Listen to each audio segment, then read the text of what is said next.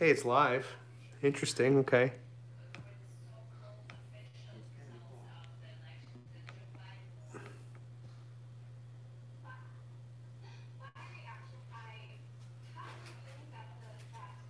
What's up, what's up? We're still setting up right now. Welcome to our first live stream, guys. This is pretty exciting. And Tara's going to be here in a second. So we're just going to wait for her for a minute. But we don't have a plan. We're just going to wing it. And I don't know how this works. I don't know if there's a live chat. Is there a live? There's a live chat. Oh, this is awesome. All right, cool. So if you guys have any questions, this is going to be an open forum for the next, I don't know, maybe hour. But for us, this is also, hey, what's up, Holly? This is also going to be a celebration for us. So you go on this side. You're going to do this side. This is a celebration for us because Tara hit 1.5K subscribers. So we're going to be celebrating her 1,000th subscriber. And what's up, Axel? And I recently hit 11,000 subscribers. So we're going to celebrate the 10,000 milestone. We just haven't seen each other in a while, so we didn't get to do this. So we went out to the liquor store and we bought a really, really nice bottle of Veuve Clicquot, the champagne. We got the expensive one in the nice wrapping because we're celebrating today. And I'm going to let Tara open this up for you guys because I don't like popping bottles. I like sipping them, but I don't like popping bottles. Check that out. There you go. That's beautiful. Ooh la la. Sexy, as we say in Thailand. I gotta verify my phone number. Anyway, Tara's still setting up her live stream right now. So I'm just going to start working on this. What's up, Joe D? How you doing? You know, Axel, I did not watch the Trump rally just because we were out filming today, our next video. We did our video in Disney Springs today. We did not get kicked out. We did not get kicked out this time, which is great. But I did have a second to catch Trump saying that he still thinks we're going to win the election. So call me crazy or call him crazy, but he's keeping the hope alive. So we're going to keep the hope alive too with him. And come say hi, Marion. Come say hi. Come say hi. So this is Tara's father, guys. He is the co-founder of the Polish American Brotherhood. Here he is. So we're live right now. This is the co-founder of the Polish American Brotherhood. And you can say whatever you want. Do I have to say? You're live right now. Oh. Yeah, we're live. We're broadcasting to the world right now. But, okay.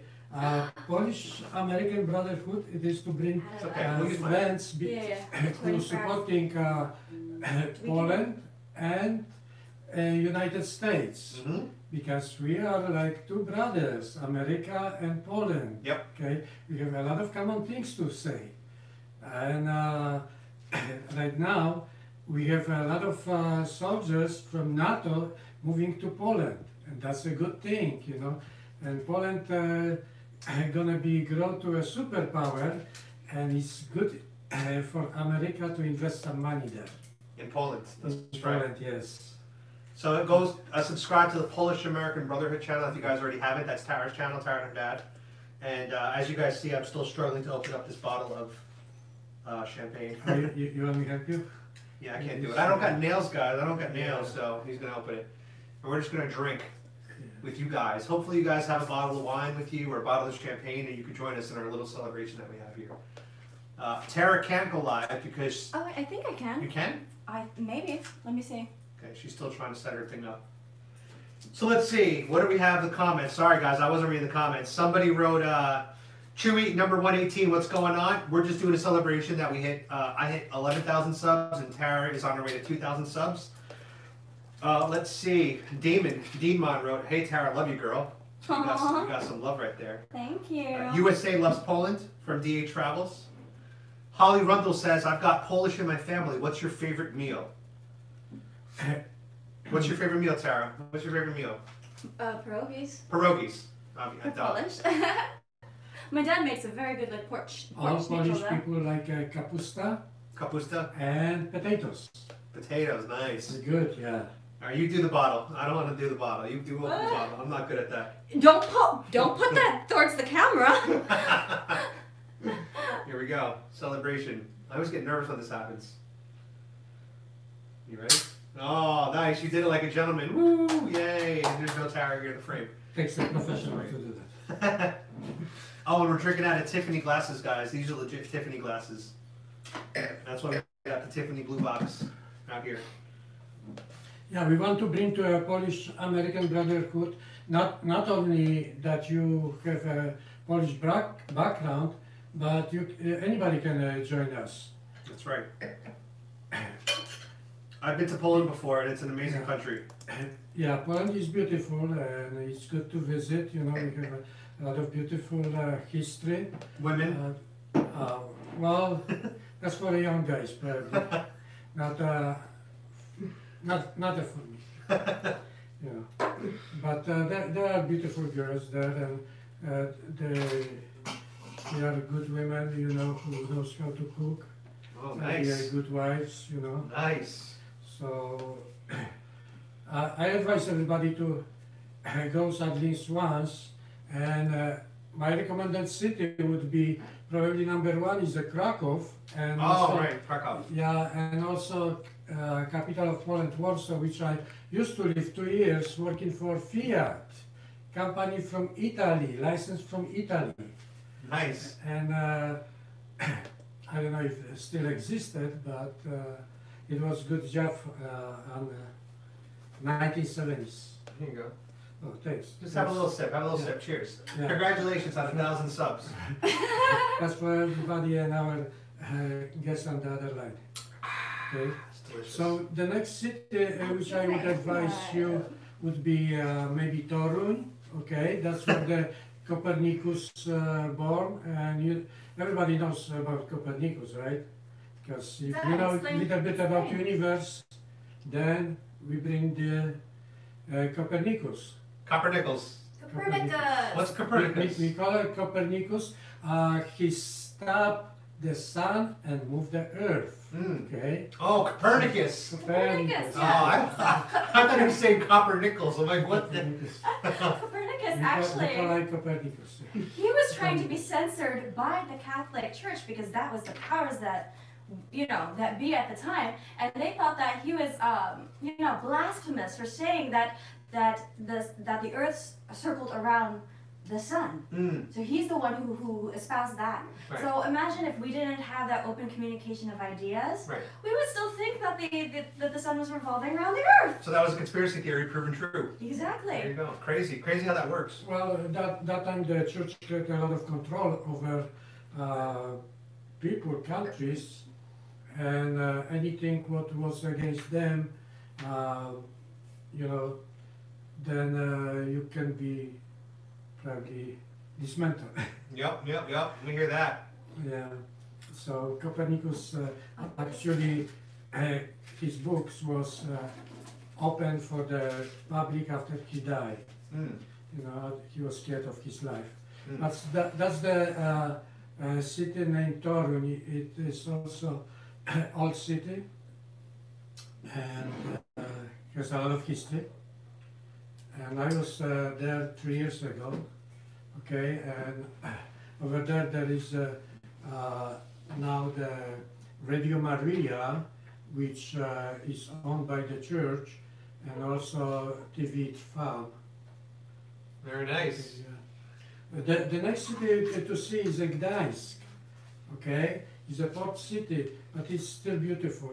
A lot of history in it. Okay, and next city would be Malbork, which used to be, was built by Crusades. Yeah, and they built the castle biggest in Europe, I think the world. So you know what you guys got to do, Tara? You and your dad have to write a guide for the cities to visit in Poland. Yes. You have to put a list. You guys are going to work on it on a blog post. A list of the top 10 cities in Poland to visit and why you should visit each city. Yeah. You should do that. Yeah. That's what you guys need to work on. We probably will do that. Yeah. Yes, you should. So Americans, when they're gonna go to Poland, they actually gonna know a little bit about Poland and history. Exactly. Poland, yeah. Gotta fix Poland my is onions. actually 1,000 years old. In 1966, he was not a king yet, but like a prince. He married a Czech princess Dobrówka, and he brought the church to Poland, Oh, the interesting. religion to Poland, and automatically they brought the writing, which now we know the history. Awesome. Yeah. Very cool. So yeah, you guys are going to have to follow Polish American Brotherhood, and you're going to learn about some Polish history, and you're going to get some Polish tips. They also do some Polish recipes for you guys. If you want to make pierogies at home, you can do that. And you can follow Tara and Marion on Polish American Brotherhood.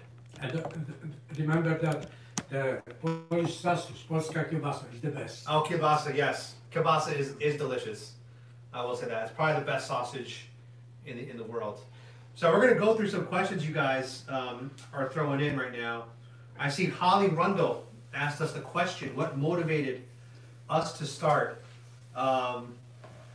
I don't know, man. I mean, I've always wanted to have a YouTube channel. I just didn't really know what I wanted to talk about. And the problem is, when you're a new YouTuber, you really have to be focused on topic. I mean, that's really what I've seen is the best success. And me being so interested in so many different topics, I didn't really know what I wanted to focus on.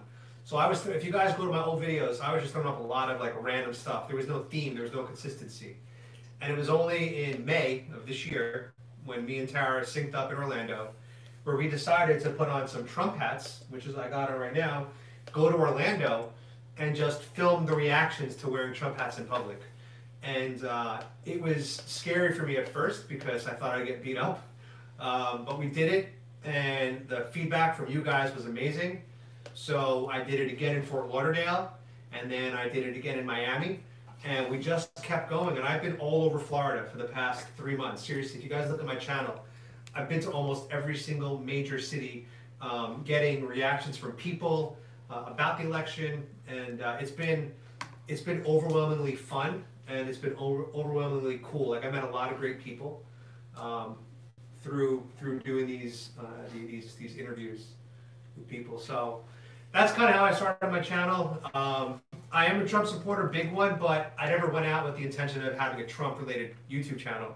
It just so happened that I thought that this election was so important that it was worth shifting my priority and focus over to the election.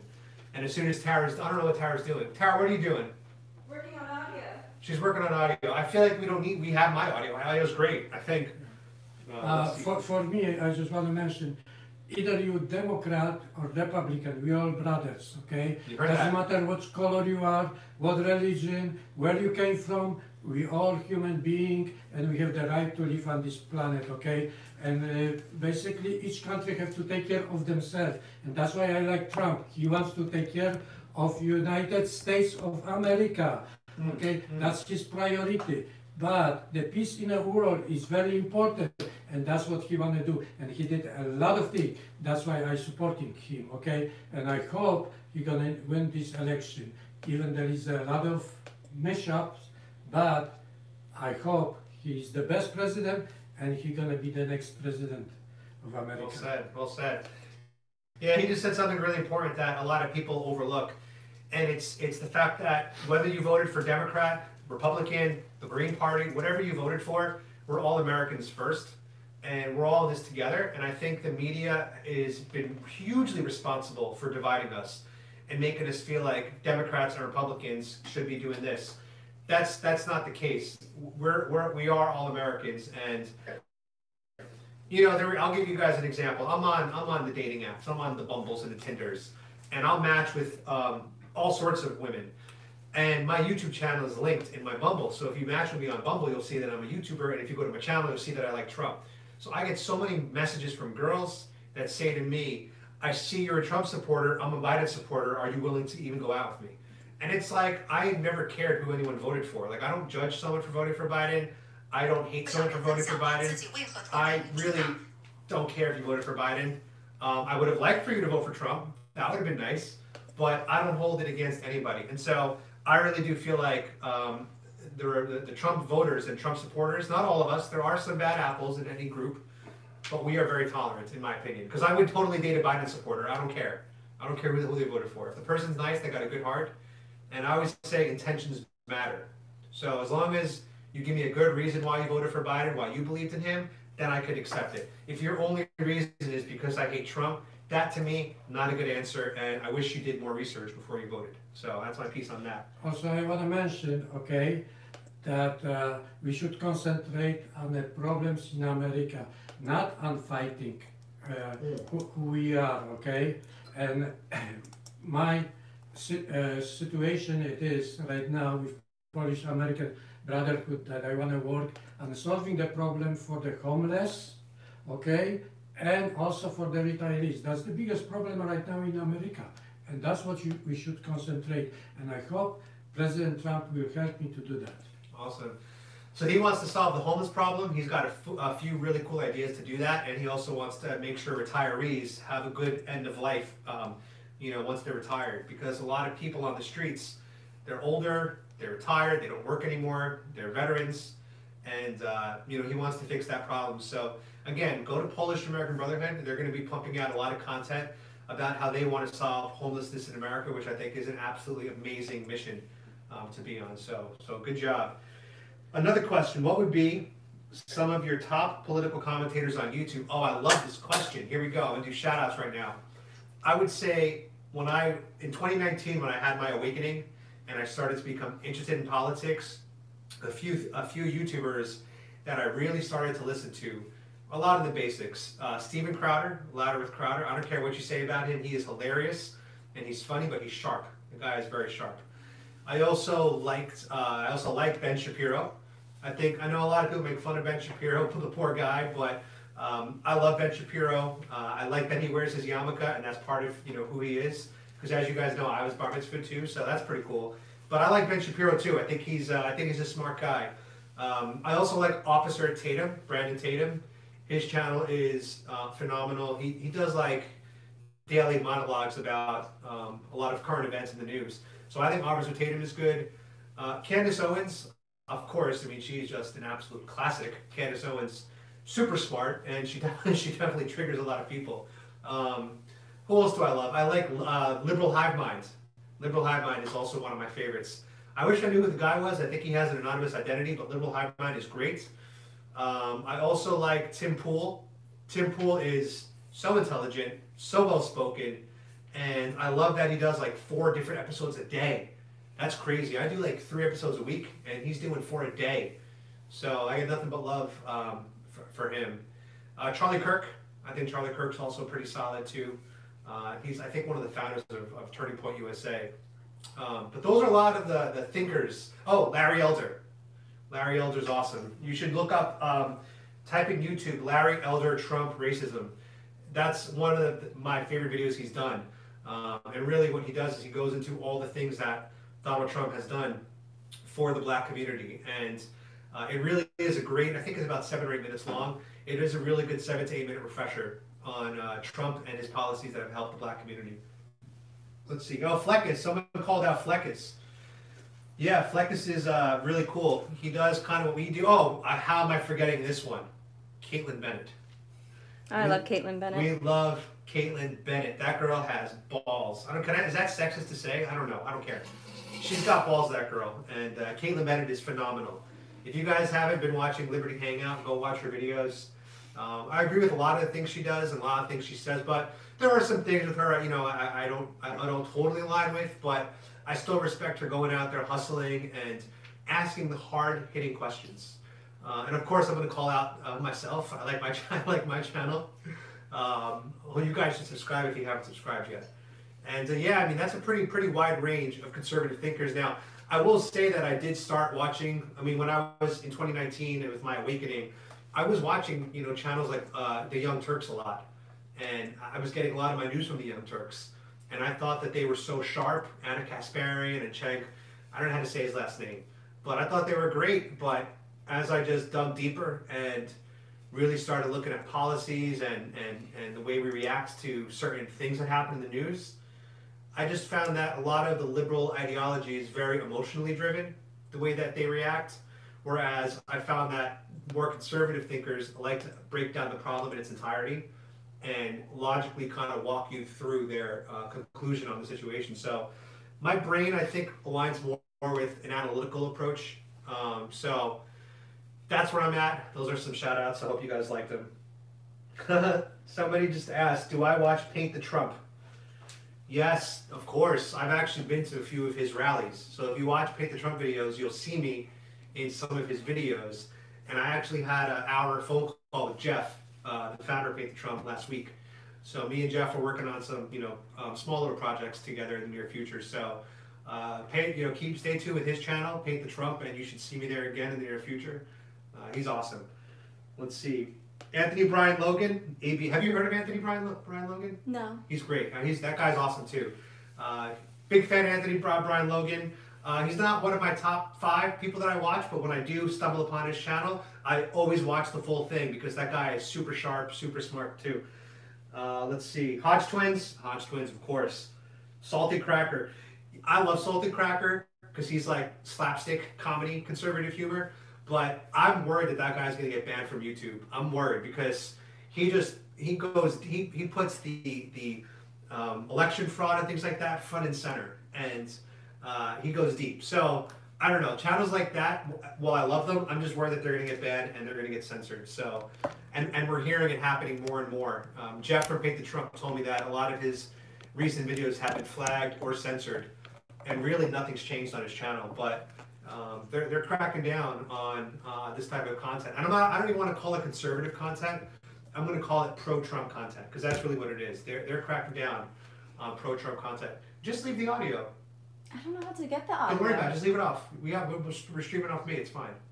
Yeah, but I want to get this one on. Yeah, but you're going to do this for an hour, miss the show. Give me 5 minutes. And then the show's going to end. Give me 5 minutes. So Tara's been trying to work on the audio this whole time. Yeah. Don't know why. I don't think it's necessary. Yeah, Mr. Obvious he's good too. I heard that he recently got demonetized or something, which sucks. I don't think a lot of people realize that. Like, I'm a small YouTuber. I was making really good money from it, I guess, up until the election because the content was like super interesting for people. I'm small. I only got 11,000 subs, but when someone has like 100,000 subs, they're making a livable income off YouTube. I mean, they're making probably 10 grand a month if they're monetized. 10 grand a month, that's a full-time job. So a lot of these YouTubers like Mr. Obvious, they're probably making 6 figures a year from their social media. And so when YouTube comes in and then drops the sledgehammer and demonetizes them, that is so heartbreaking because you've essentially you've been fired from your job. So you can still pump out all the content you want, but if YouTube is not going to allow ads to appear, well, you have to rely on things like Patreon or Subscribestar, or you have to rely on brand deals. Right, working with advertisers. But the problem with advertisers is most advertisers are very liberal leaning. So they either choose to avoid sponsoring any political content, or they'll align with liberal content. It's very rare to find a conservative, it's very rare to find brands, major advertisers on a conservative channel, unless it's a YouTube pre-roll. But as like a sponsor, as an integrated sponsor, where I'm just like, hey guys, check out my new Samsung device or my Google device, they won't do that with conservative or Trump supporting channels. So you really depend on 2 income streams: YouTube AdSense, Google AdSense, and also you depend on Patreon or Subscribestar. And that's why a lot of YouTubers promote Patreon. And that's why when you guys donate to our Patreons, we're super thankful because that gives us that passive income stream that enables us to do this more full time, right? If I had a full-time job, I couldn't be going out there every day filming for 5-6 hours. Like, I wouldn't have the time, I wouldn't have the daylight. So when you guys support us on those channels, you're telling us you like our content, you're telling us that you want more of the content, but you're also enabling us to keep doing the content. So I know that they're going to have a Patreon soon. We're going to set that up tonight for the Polish American Brotherhood. So tomorrow at some point, if you want to support them, you could do that. But in the meantime, support me. Adam Francisco on Patreon. My subscription started $5 a month, so it's so cheap. And you get exclusive content. You get extra Instagram names for some of the girls in my videos. I stopped putting the girls' Instagrams on the main YouTube channel because some of them were just getting too many DMs and too many comments and stuff. So to streamline that, I put it on my Patreon. So you got to go there to get their names from now on. And that's really just to protect everybody in the situation. Let's see. Holly Rundle says, what is your reaction to the media coverage on issues in America? Lots of opinions, not a lot of facts. I mean, the media in general, I mean, we're part of the media, right? Like, I'm part of the media now. Tara's part of the media now. So I think the problem is, I put the media in two buckets. You have media that says they're not biased, but are biased, or you have media like me and Tara that are biased because we like Trump, and we're honest about our bias, so you know what you're getting, right? So you either have channels like us that offer you an honest bias, or you have channels like CNN that offer you a dishonest bias, where they claim to be neutral, they claim to be equal and fair, but they're clearly not. And that's why channels like CNN, Trump calls fake news, because they're not reporting the facts in a neutral way. They have a slant, a major slant. Whereas my channel, I like Donald Trump. You come to my channel to see pro-Trump content. You come to my channel to see content about Trump and the election, all that stuff. And interviews on the street, of course, with people. But at least with channels like us, you know what you're getting. And you can choose whether or not you want to watch it or not. But when you have a company like CNN, a major news network, what is it, cable news network, not being honest in where their slant is, that does a disservice to Americans and just the public in general. Because they think they're getting an unbiased, truthful news story, but they're getting a slanted one. And that's why we call them the fake news. Let's see, what kind of camera do we use? So I use Sony ZV-1 as my vlogging camera. Sony, the letter Z as in zebra, V as in Victor, #1. And that was ranked as the #1 vlogging camera of 2020. It's about $800 on Amazon right now, and it comes with the hand grip, so you guys can do your selfie videos, which is awesome. Oh, are you coming on the video now finally? I know. I gave up on my Sony, so I'm just streaming now from my camera phone. Oh, okay, that's all right. So we're gonna have to play around with my Sony later because I have a bunch of new equipment that I have no idea. If you guys saw what's happening behind this camera, there's just so much electronics happening here. Like it's overwhelming for me, but whatever. So I use a Sony ZV-1 when I'm out shooting. Tara has the same camera as me, so we both have the same cameras.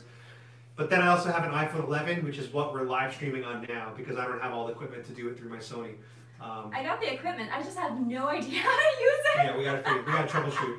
But right now we're also using a ring light, and the ring light's good because it gives you that studio feel, which definitely improves the quality. The iPhone's good during the day, but if you're gonna be doing night photography with the iPhone, you need to have lighting. So iPhone X, Sony ZV-1, but I also have audio's working now. But I also have a Google Pixel 4a camera, which I gotta tell you guys, this is not a plug from Google, but Google Pixel 4a camera is absolutely insane. I mean, for a $300 phone, I'm gonna replace you. It's beautiful. Oh, we just got our first super chat. Yay! That means that people pay us. People pay us to give us a comment. Oh my god! So we just got our first super chat today. Oh, that's amazing. From Coffee or Die, which we agree with. Coffee or Die for sure, or Champagne or Die. Thank you so for keeping my Coffee or Die says we need independent journalists more than we need corporate media. That's the thing that I don't think the mainstream media realized, or I don't think the government realized, is that citizen journalists are going to become the new corporate media for a few reasons. There's more of us than there are of them. We can be anywhere and everywhere at a minute's notice. Like, think about it. We're in Orlando right now. We're in Florida. But let's say tomorrow, like let's say right now at the Orlando Eye, we hear about some kind of like epic thing happening, maybe a protest or whatever it is. There's probably 100 people in this area right now that would get out of their house, head over to Orlando Eye with an iPhone, with their camera, and start live streaming and filming stuff. That's the power that we have. We have the power of instant journalism. So you're absolutely right. I think citizen journalism is the future. Agree? Agree. Hey guys, can you hear me now? Since I'm streaming off my phone. That's right. No, you're good. You're good. Thank you for trying to figure it out, but you failed. Okay, this is a good question from Chris Rodriguez. What did you and Tara do before becoming a YouTuber? I was actually a risk management consultant in New York. I got up to manager, and so I worked for a firm doing internal audit for about 7 years. I went to school at NYU for that, and then my professor in risk management hooked me up with the firm I was at, and I liked it. I specialized in healthcare life sciences. I became a subject matter expert in that. And but I left the corporate world in 2017 and went after my dream of backpacking the world. And in that, I've traveled to 57 countries now. So hold on, say that again. How many countries? 57 countries. 57, guys. She's been to 57 countries. That's like 25% of the world. More that she's covered. And I hit 25 countries last year alone. The year before that, I was in 19 countries, mostly in Southeast Asia. A lot of repeats as well, but you know, new experiences. Highlights of new places I had gone to last year. I spent a month in Israel. Yep, that's awesome. And I also went to Turkey. So this year I had planned on hitting more new countries, but with COVID-19, I came back to the USA the day before they announced it as a pandemic, and I was, you know, sitting still with my family at home. But my first trip out of the state of Florida was to Washington, D.C. For a walkaway march, and I ended up staying there for almost 2 months. That's right. A 5-day trip turned into almost 2 months. That's crazy. She's been going to all the rallies across the country, Arizona, Georgia. She's going to all the Stop the Steal. So Tara here is a true patriot. She's been covering the rallies, and I've been still in Florida covering the, you know, on the ground, on the street interviews with people. So that's pretty cool. So now she's a YouTuber, which is awesome. Independent patriot journalist. There you go. Citizen reporter. Yeah, let's see. I worked in the advertising industry in New York for, I don't know, I want to say 13 years, and I was in the sales side. So my job was to meet clients, take clients out to dinners, and sell my ad products. And I ended up doing really, really well. I signed multiple $1 million contracts with these clients, and the commission on that was pretty tasty back then. So with all of that money that I had, because I'm a minimalist, right? I don't spend, like, this for me is like strange. I don't spend my money on $70 bottles of champagne. It's not what I do. That's how you become poor quickly, right? But we're doing something special today. Thank you for my bottle of champagne. We're splurging, so we're celebrating. I had actually a bottle of Veuve Clicquot before I left for DC, and it was intended for us to open. I came back home and it's gone. I think Antifa came in and stole your bottle of champagne. So I did advertising. I made a lot of money. I'm a minimalist. Again, I try to own as few things as possible, and I find that to be easy. And then I invested all my money in the stock market, and my money multiplied. And that gave me the ability to be financially independent and not really have to have a full-time job. So I haven't had a full-time job in over 3 years now. And this YouTube thing started this year for me. And again, I never really wanted to be a YouTuber, but I realized I have good interview skills. And I have good knowledge of YouTube and Instagram and all that stuff from my advertising days. So I figured, why not combine the two and just see what happens? And it turns out my channel went into a political direction. So I was kind of pushed here by the universe. This was not my goal, exactly. But here we are, guys, which is pretty cool. I kind of pushed this one. There's the political realm. Someone said, hey Adam, do you... The universe is right here. Someone said, hey Adam, do you fancy Tara? Of course, who doesn't fancy Tara? She's beautiful, she's ethnically exotic and ambiguous, although you guys know she's half Polish. But any man, I think, fancies Tara. And when I walk, we were at Disney Springs today, everybody checks her out, which is pretty cool because they think I'm with her. Even though I'm not with her like that. But it's cool to me because they think I am, and I live with a hot chick. So the answer is yes, I fancy Tara. Let's see. Thank you, Adam. I fancy you too. Thank you. Daniel D. Damn, Daniel, does your name mean Daniel? Damn. Come on, man, what's Tara's Insta? It is POAMBrotherhood. P-O-A-M Brotherhood. We're not going to give you her personal one because that doesn't have all the political stuff. We're just going to give you her public one, POAMBrotherhood. Let's see, are we dating or just, they said in the third person, are they dating or just friends? This is Hawking Regime. Both. No, I'm kidding. We're not dating. We are just friends. We are very good friends. We are very good friends. And I'm close with her family now, which is great. She has not met my family yet because my family is in New York. And due to quarantine rules and all that, you know, travel restrictions, it just has been very inconvenient for my parents to come down here. So, but no, we're just friends. Let's see, is this chat a shipyard? Because it's shipping Tara and Adam hardcore. That's funny. Yeah, I think this could be a shipyard a little bit. So that's pretty nice, you guys. Let's see. Adam, that might arise my comment. Isn't it Australian? Always admired America. When I saw the election, it was nothing short of robbery, and it's pretty damn sad. I mean, look, I don't want to say too much about the election right now because I don't want to get my channel banned or striked. I don't want to be struck by the YouTube censors and powers that be. We'll talk about that a little later. We'll talk about that on Rumble or BitChute when we set that up. But I'm not, and look, I watch a lot of Tim Pool and Tim Cass, so to be very clear, everything we say now is our opinion, and we'll also call it satire, okay? We're going to be covered by comedy. Right? It's a parody. We're going to say it's a parody. While I don't think that there was widespread voter fraud, that's the key word, widespread, I do think that there was targeted voter fraud. Meaning, there didn't need to be widespread, there just needed to be in specific, very targeted areas. And, you know, if that's the case, then we need to do a full audit of the entire election. And I don't just mean in the battlegrounds, I would want an audit done in every single state, even New York, even California. It doesn't matter. Every single vote should be looked at with a fine-tooth comb. The problem is, we're running out of time. That's probably not going to happen. And so this leaves the door to a potential Donald Trump victory. And this is a bipartisan issue because everybody can go behind having a free and fair election, and actually by having these audits, it is what would help to unify and heal the division that we're seeing, because you have half the population that is feeling, oh, actually even more, because like Democrats also feel that about 30%. Yeah, about 30%. So you have over half the nation of voters who feel that there's something up there. So you need to give the reassurance to the American people to have faith in the electorate system. Yep. And I want to say this, because we've said this before publicly, we'll say it again. If Biden won the election through a free and fair election, no fraud, we would accept it. And as a matter of fact, I wouldn't go so far to say that I would be all of a sudden wearing a Biden hat. I would not do that. But he would still be our president. But he'd be our president, and I would give him an opportunity, and I'll say, let's see what this man does. But that's only if I'm confident that it's a free and fair election.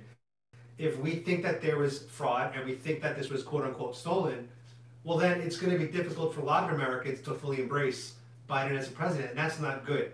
So the real solution here is allow the necessary audits to happen so we could say, guess what? Biden won, legit, fair, and square, and I think that could start healing the nation.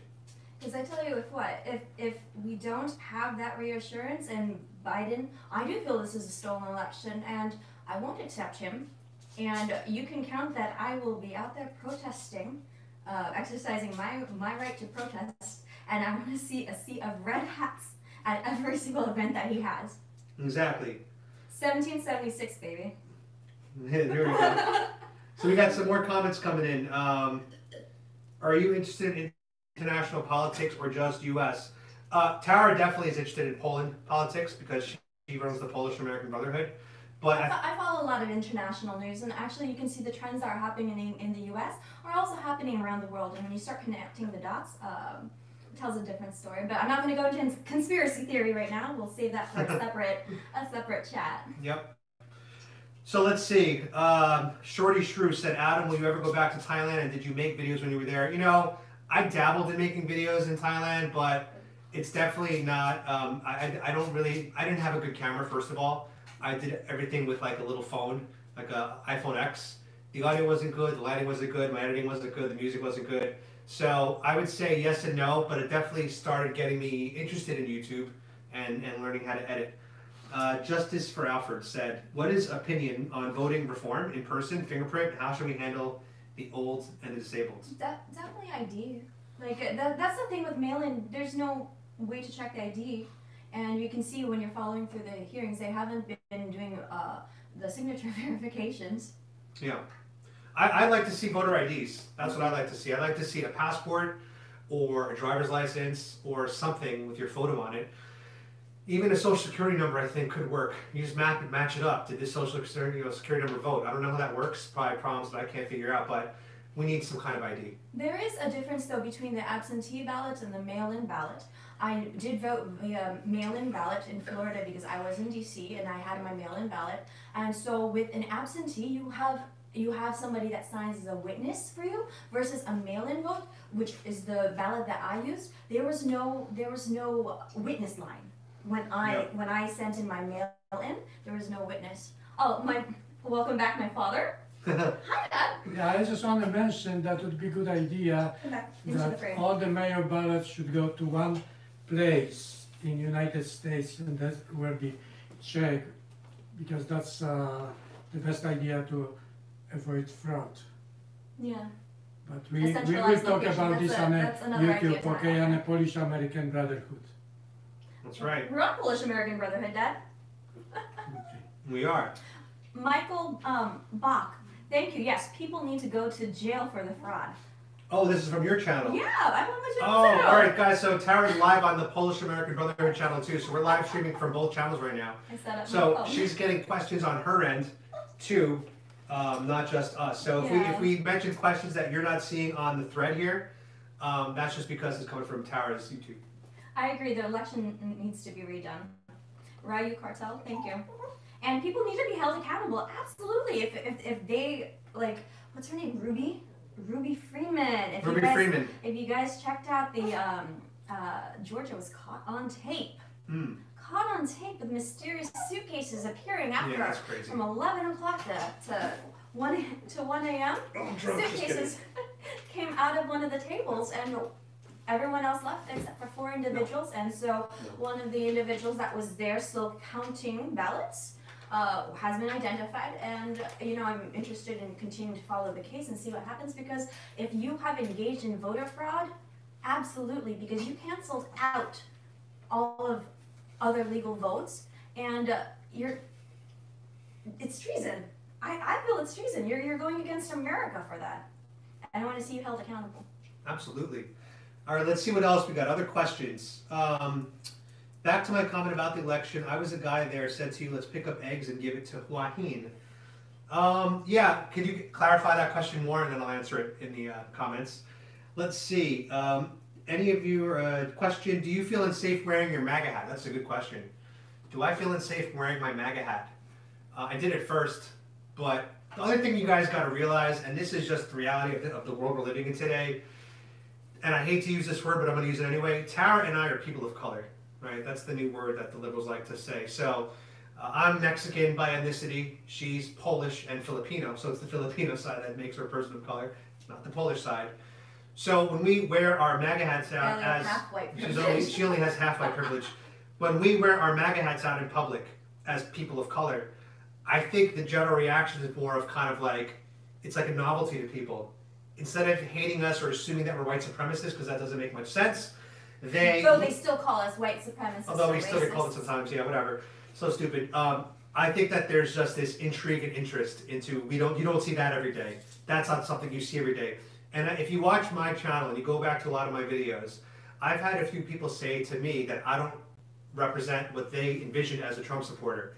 In that I'm kind, I listen to them, I hear them out, and yeah, so I think that we tried the best we could to shift the perception of Trump supporters, but the problem is it's so ingrained in these people's beliefs that even if they see us, they still want to call us white supremacists. So it's very frustrating to have a stereotype like that be unavoidable.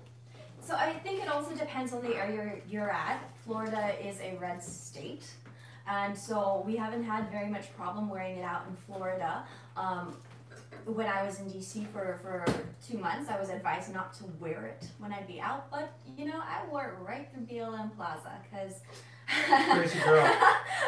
if you tell me not to do something, I just gotta go see if the stove is hot. But at the same time, like, you need to be able to express yourself, and I guess I don't have that trigger of fear or that maybe is normal. So yeah, some people call me crazy about it. But I'm gonna be up in New York also later this month, and I plan on wearing my MAGA hat out. That might be a death wish. We'll find out, guys. Stay tuned. She's crazy. This girl is crazy in the best way possible.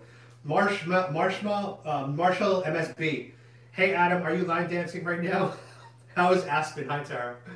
I'm not line dancing right now because I don't know how to do that. I was very impressed by the line dancers. Did you see my video of the line dancing? I did. Yeah, so people were line dancing there. That was at the Stockyard in Newport Richey, right middle of nowhere. Aspen's fantastic. She is one of the best waitresses I've had in a long time. You guys met her, and I think she's doing great. I haven't seen her since, but hopefully again. Can Tara speak some Polish for us?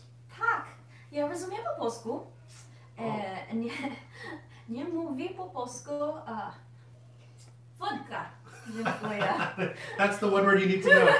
Vodka. Vodka. Dziękuję. This question comes from Kane. Hey Adam.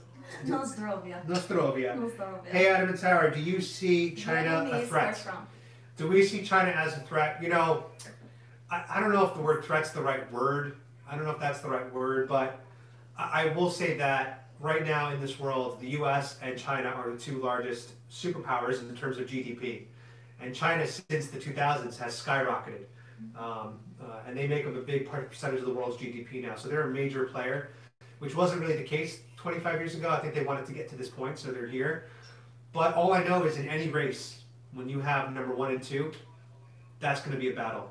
Somebody wants to become first and stay first, or get first, or not lose their first. So I just think that that's what I'll say. There's powers that be much greater than us. And at the end of the day, I know that the world revolves around money and power. And that's a very big reward to be the most powerful country in the world. So let's leave it at that. I don't want to say anything else. Is that fair? Was that pretty good? Politically correct answer? Very politically correct. So if we're going that way, I'll save my comments from my channel later on. Okay, so if you guys want more unfiltered, go follow the Polish American Brotherhood. I have definitely become a lot more unfiltered over the last 2-3 months. So we got a question from James Harden. James, huge fan of you as an NBA player. I don't think you'll win a championship in your career, but you are amazing and you should win many MVPs or team up with like LeBron and win some championships. Question for you both. What are your thoughts on the election? Do you think President Trump will come back and win this? I'll let you answer that. Yes, absolutely. The media makes it seem that people hate President Trump, but if you go to any of his rallies and people who are willing to travel out of state just to attend the Stop the Steal protest, when I was in Georgia, when I was in Arizona, in DC, I meet people from all over the US and they travel there to support at the Stop the Steal rallies really at a minute's notice, because sometimes the rallies are only announced a couple days before. But when we were at the Million MAGA March, the media was reporting that it was like a couple thousand. No, it really was like 1 million people. It was insane. Yeah. It was insanely beautiful. So the people are with Donald Trump, and I think we're going to see him as president. I pray that we do, and if we don't, the election is stolen, and I will still be wearing my MAGA hat, protesting Biden. I think that there is still a huge chance for Trump to win the election. They have expressed like a puncher's chance, like if you're boxing, you get a lucky shot in. I think that Trump's a little more than a puncher's chance. But again, he has a lot of hurdles to overcome. And so, as Tim Pool says, imagine an obstacle course, and you just have so many things flying at you, and to get through that obstacle course untouched is very, very difficult. That's where Donald Trump is. He's got to get through a lot of obstacles the next week to still stay president. But as a biased Trump supporter, I'm going to keep my fingers crossed and hope that he pulls this one off. And I don't think it's smart to bet against Trump anyway. I think that guy's a winner. Exactly. They will call you a sellout for wearing the hat as a person of color. Oh, 100%. Race traitor is the term I Race believe traitor. that people are calling us. Self-hatred. Self-hatred. I've been They're told. like, you're a woman wearing a Trump hat. You must really hate yourself. No, actually, I very much love myself and I love you. And I'll say this. As you guys know, I'm Mexican, but I was adopted at birth, so I don't really know much about Mexican culture at all. I'm very removed from it. And again, that's not my fault. It's not that I've chosen to avoid or ignore that side. I was raised by white parents from New York City. Well, you know, what am I supposed to do? So anyway, since I've been a Trump supporter, I've been called by so many Mexicans and Latinos in general. They keep saying to me, I have a cactus on my forehead. Or they say in Spanish, nopal and el frente, cactus on the forehead. I didn't know what the hell that meant. Never heard that expression before. And it turns out what that means is it's somebody who looks Mexican or Hispanic, but doesn't seem to embrace that side of them. And to me, like, I get why they would say that, but at the same time, I feel like me being adopted kind of gives a really good reason for that. Like, if there's a reason why a person of color doesn't speak their native language, if they're adopted, it's like, doesn't that make sense? Doesn't that make sense? I think you're Asian on the inside. I might be Asian on the inside. I think you're Thai on the inside. I could be Thai or Filipino on the inside. That's what I feel like. Okay, here we go. It would definitely, oh, here we go. We'll do one about, oh, what did I do? I just pinned somebody's comment. My bad. I don't know how I pinned somebody's comment. How do I unpin? DS, this is Trump country and they will have to get over it. Unpin. Okay, sorry about that. Cheers to that. Somebody said Adam's getting hammered. I don't get hammered on half a bottle of champagne. I need probably 2 of these, and then I do toasty. Do you think the Unite the Right rally in Charlottesville 2017 was a setup to make the right look racist and prevent people like you from MAGA? I believe that the way it was portrayed in the media was set up. Because, I mean, this main story that comes out of there, and you see Biden say, like, I knew from the point of good people on both sides, that's when I had to run. But that is just a perfect example of things taken out of context, a soundbite clip that then gets repeated over. Because you know what they say, if you repeat it enough in the media, that's what becomes truth, according to individuals. Because when you watch the his entire speech, like literally what, 40 seconds later, he clarifies and says there are fine people on both sides. He's not talking about white supremacists because they are to be denounced in any way. So Trump has repeatedly denounced white supremacy, and so the way it's always been like set up to make him look like, how many times does he have to scream it on the top of a hill? And when he says that there are fine people on both sides from that, there are people who protect history, and I'm one of them actually, because as most of you know, I'm a walk away, and 3 months ago is when I realized that I'm actually a Trump supporter, and in my experience of in the past 3 months, I've turned from being a Trump hater to a Trump supporter to a Trump lover. Exactly. And it all started from when I protected the Kosciuszko statue, because when it was vandalized by BLM during the riots that broke out like days after George Floyd's death, my father said he was very saddened when he saw the Kosciuszko statue had been vandalized, and he said no one would stand up for Kosciuszko, and I did. And so when I did that, I didn't realize I was stepping out of a narrative. I didn't realize there was this liberal narrative, and by espousing those views, it just invited such a visceral attack and hatred from my own circle and everything. But I defend history because those who do not know history are doomed to repeat it. Communism has been tried out in all of these different countries and has failed every single time. We don't want that here. And my father being a Soviet refugee, like, I've learned from him to see through his eyes that the trends that are happening now in our present day with censorship, with people having their livelihoods cut off from this cancel culture, like, and in a way of making us divided and then submissive, like, that's how you have an overthrow of a government and a new one to come in, and we don't want that here. Exactly. That was a very good answer. And I'll say this, that Charlottesville for me was a red pill moment, because I always heard, and I remember, all right, I'll give a quick story. 2017, I was on Facebook, and I had this friend, not going to tell you his name, but I'll get his first name. His name is Michael. And he would always comment on my posts, MAGA. And at the time, I had no idea what the hell MAGA meant. I was not into politics. I didn't know anything about Trump, but all I knew was MAGA was racist. I literally thought, if I see MAGA, that equals white supremacist. So I messaged him, and I said, bro, why are you putting racism stuff on my wall? And he's like, I'm not. I'm saying make America great again. I said, yeah, that's racist. That's racist, bro. Don't do that. And then in 2019, when I finally said, all right, hold on, let me do some research on this whole Trump thing and see what he's done, I watched that Charlottesville rally, and you said it yourself, 40 seconds after he said... What do you want to turn off? What the? Alexa, shh. Go to sleep, Alexa. Go to sleep. After Trump said there's very... What do you want to turn off? How do I turn it off? Alexa, go home. I couldn't find any enabled video skills. Alexa, go to the Alexa app to Alexa, find an enable... Power off. Thank you. She wanted to jump in. You're welcome. Have a good night.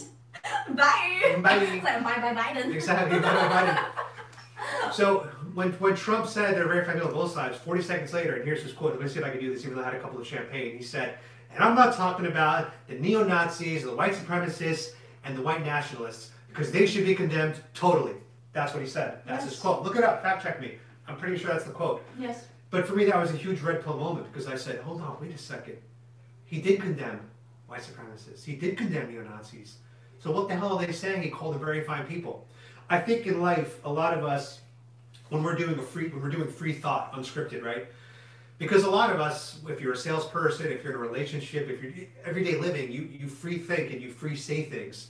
And you might say something and then catch yourself and be like, I should probably clarify that point. In my opinion, that clarification needs to be grouped with that initial thought. You know, you can say something that comes out wrong. Oh, let me re-say that. They didn't give Trump that courtesy. They took half of his thought, and that's what they made as fact. And I found that to be so manipulative to people that I just did more and more research, and I found out that Trump wasn't the bad guy that they made him out to be on media. So there you go. Let's see. The thing is independent research, watching the full speeches, like for me, I've been fortunate to go to the front line and see things for myself. And then when I compare that to the stories of how it's presented. Exactly. We got a question from Coffee or Die. This will be for you. What was it like that night in D.C. when the Proud Boys and Antifa clashed from our viewpoints in the street? Now, real quick, I didn't see much of it. I saw the beginning of it, but then I left. Tara, some more of it. So we were on our way to the Trump Hotel, and we had a reservation there. And then, so when we were passing close to Harry's, which is the safe haven for conservatives and Trump supporters, we saw the police running in one direction. And so I turned to my friends, and they know exactly where I'm going. So I start running in my heels towards where the police are going at.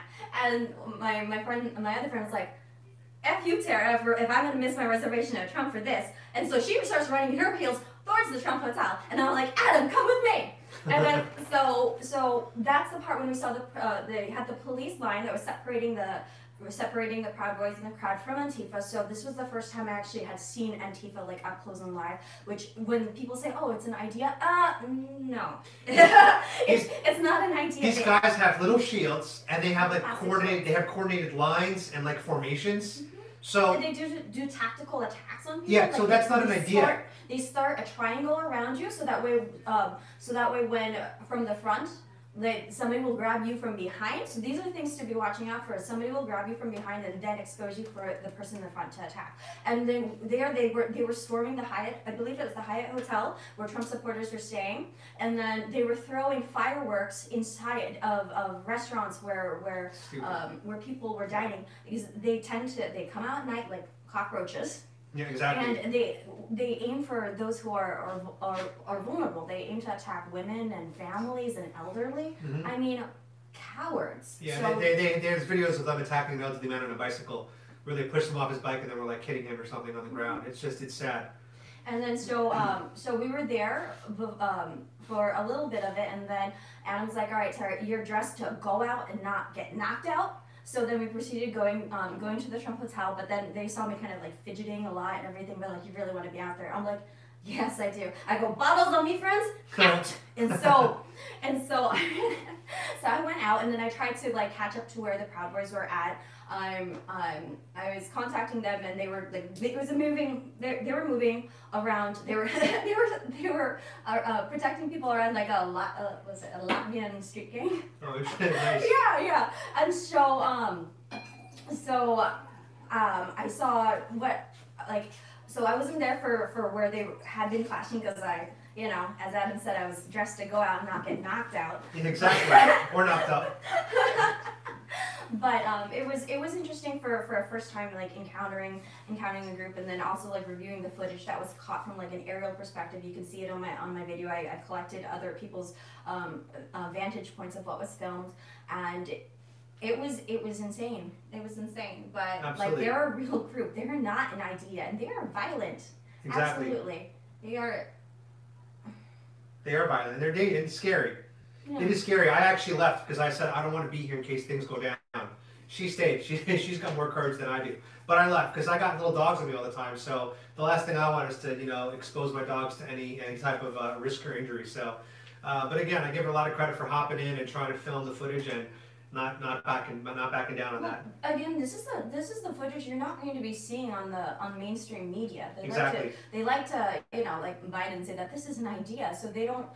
So it's important for like citizen journalists and citizen reporters to be able to capture as much footage and put really what's going on out there. And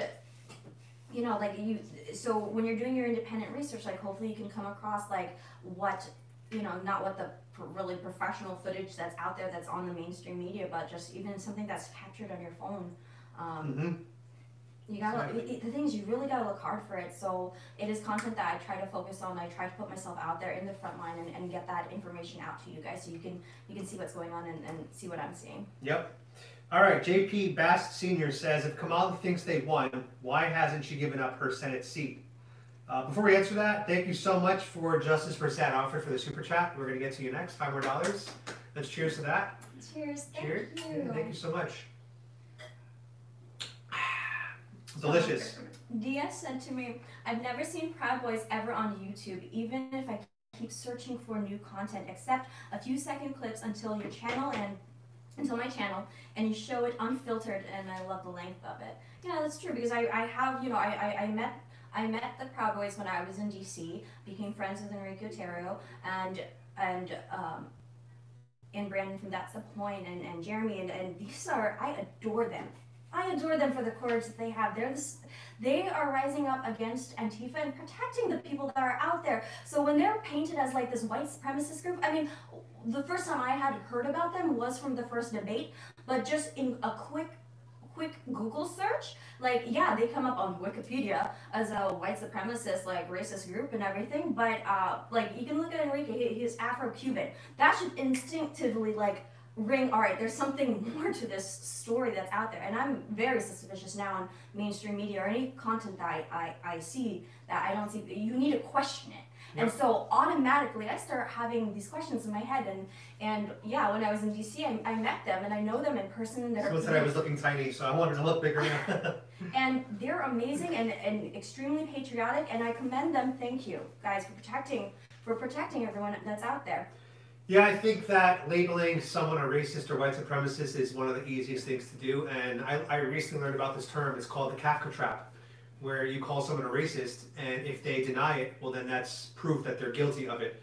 And then if they stay silent, that's proof that they're guilty of it. So the only way out of it is to admit that you are what you've been called, and then say that you're going to work to improve and change it, which I think is that's just linguistics like crazy. So, you know, she's friends with the Proud Boys. The leader's a person of color, and so to me, not only is he black and Cuban, but she's Filipino. And there has not been any issues. Like, how is that? They have over 20% diversity, like exactly. Diversity. They have gay members. They have Muslim members in their group. They have all all groups. They're not a hate group.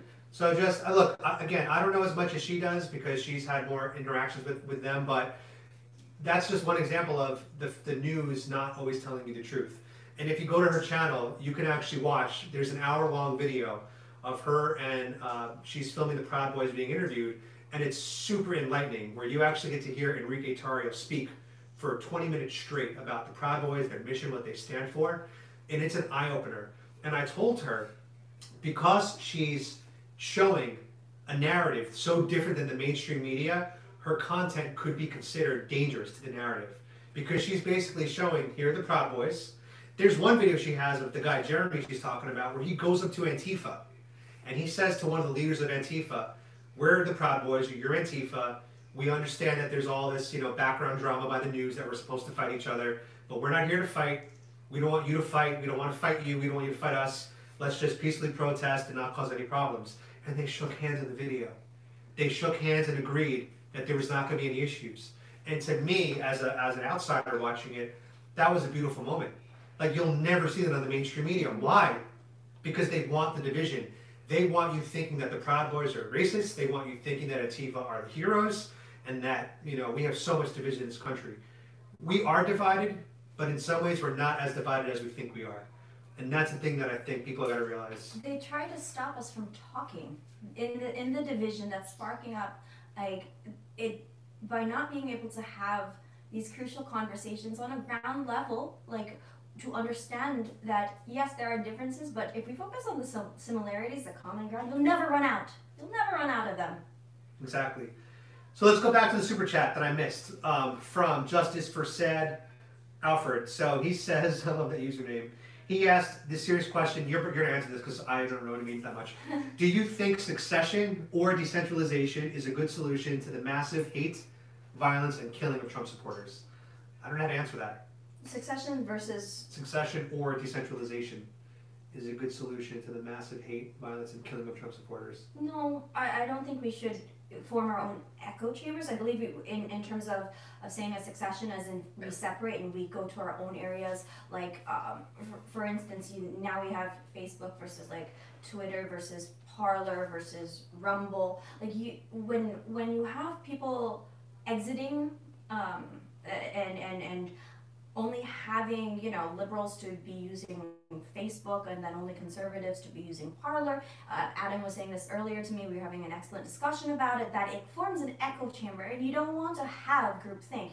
You need to have somebody bringing the depth, somebody bringing the width, and then you construct it together to get a full vantage picture, because we all are looking at maybe the same thing but from a different corner of the room. Yeah. And so we need that construction of thought together. And so I don't believe having a succession and having us separate is going to be an end to violence, because it's not, you know, keeping us apart is not going to create the peace, because true peace is not achieved by keeping us separate. Right. Because actually it's often fear is, like, hatred is born out of fear. Mm-hmm. And that's from, you know, lack of exposure, or you don't know, like, so you have stereotypes that are out there. Mm-hmm. And you start believing those to be true, but you need to interact with people who have different views than you do.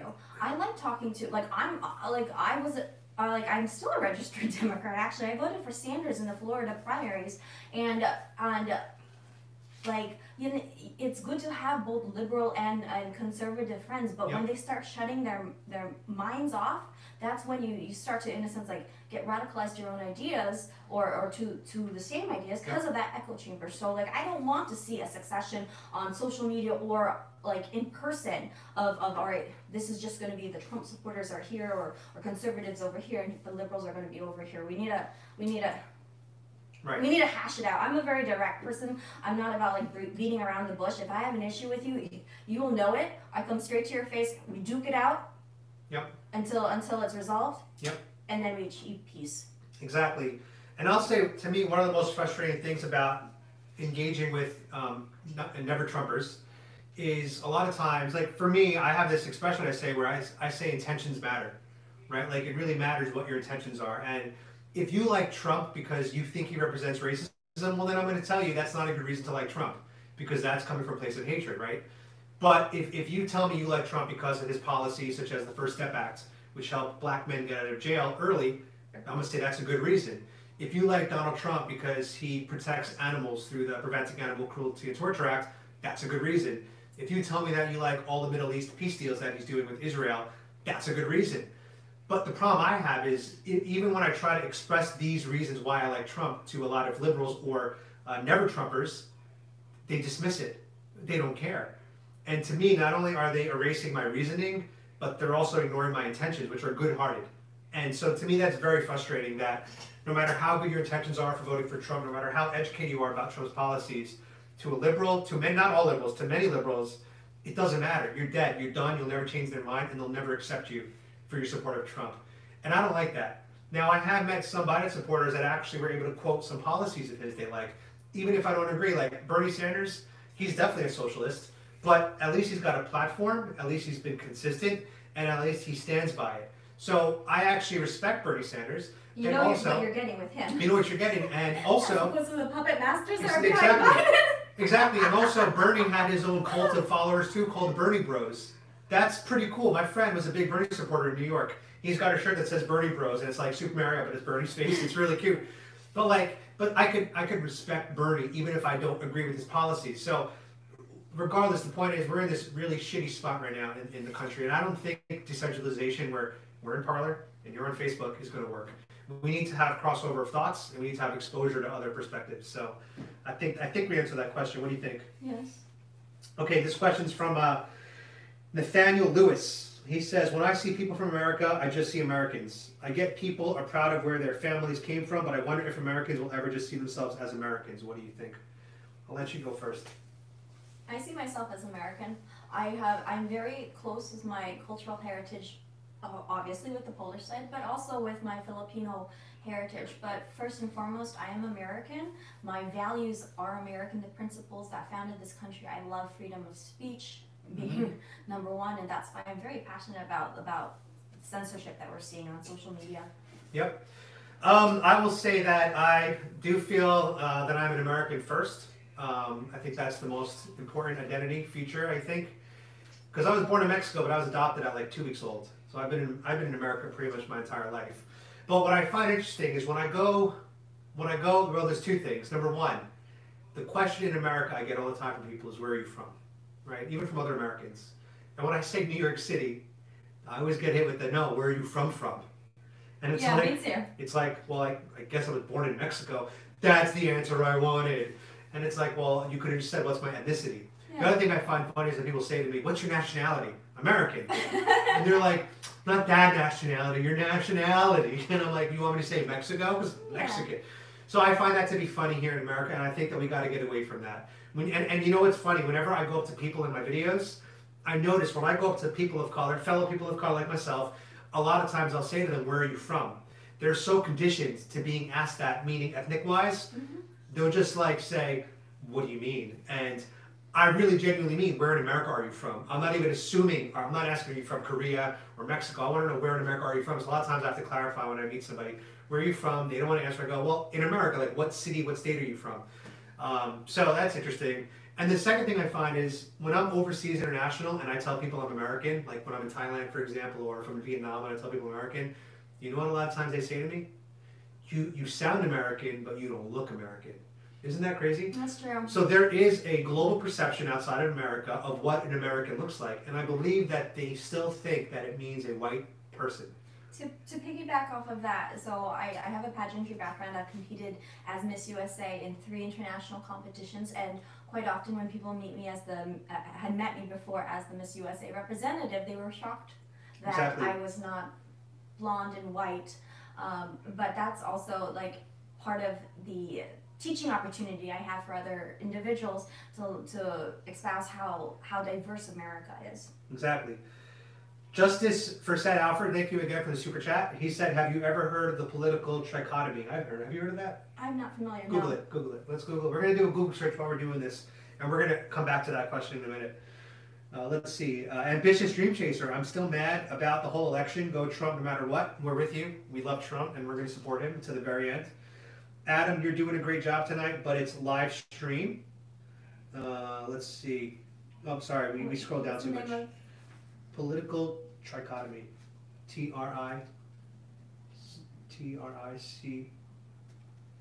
Yeah. There you go. There you go. Political trichotomy.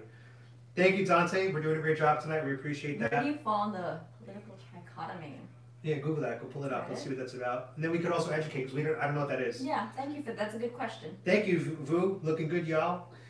Nathaniel Lewis said his ancestors came from Ireland, Scotland, England, France, Germany, Scandinavia, Cherokee, so I'm definitely a mutt. There you are. Okay, so there's 3 values. It's stability, liberty, equality. Oh, interesting. I never heard of this. Do a little more research. Take a minute. I'll keep answering questions. Okay. Tara's stream camera is fine though on her stream. Oh, awesome. Good. They say your stream is looking good. Thank you. They say it's frame frozen for me too. Oh, maybe you're frozen. Check your Am I YouTube. frozen? Check your YouTube. Make sure. Adam's seen. Someone said frozen. Okay. Let's see. Too many things open right now. It doesn't look frozen. No, it looks Why? okay. I'm frozen. Oh, you're frozen. I'm frozen. Okay. Make sure the battery's up. Maybe it's the battery. Oh yeah, the battery's 20%. How's my battery? Mine was not already What's low. the solution You for know, this? Plug in a battery. Let's see. Do you have a battery? I've got a Tell him I'll be charger right back. there. Where? My Mac. This? Yeah. Will this reach? No. Attach that to. We're gonna make this reach.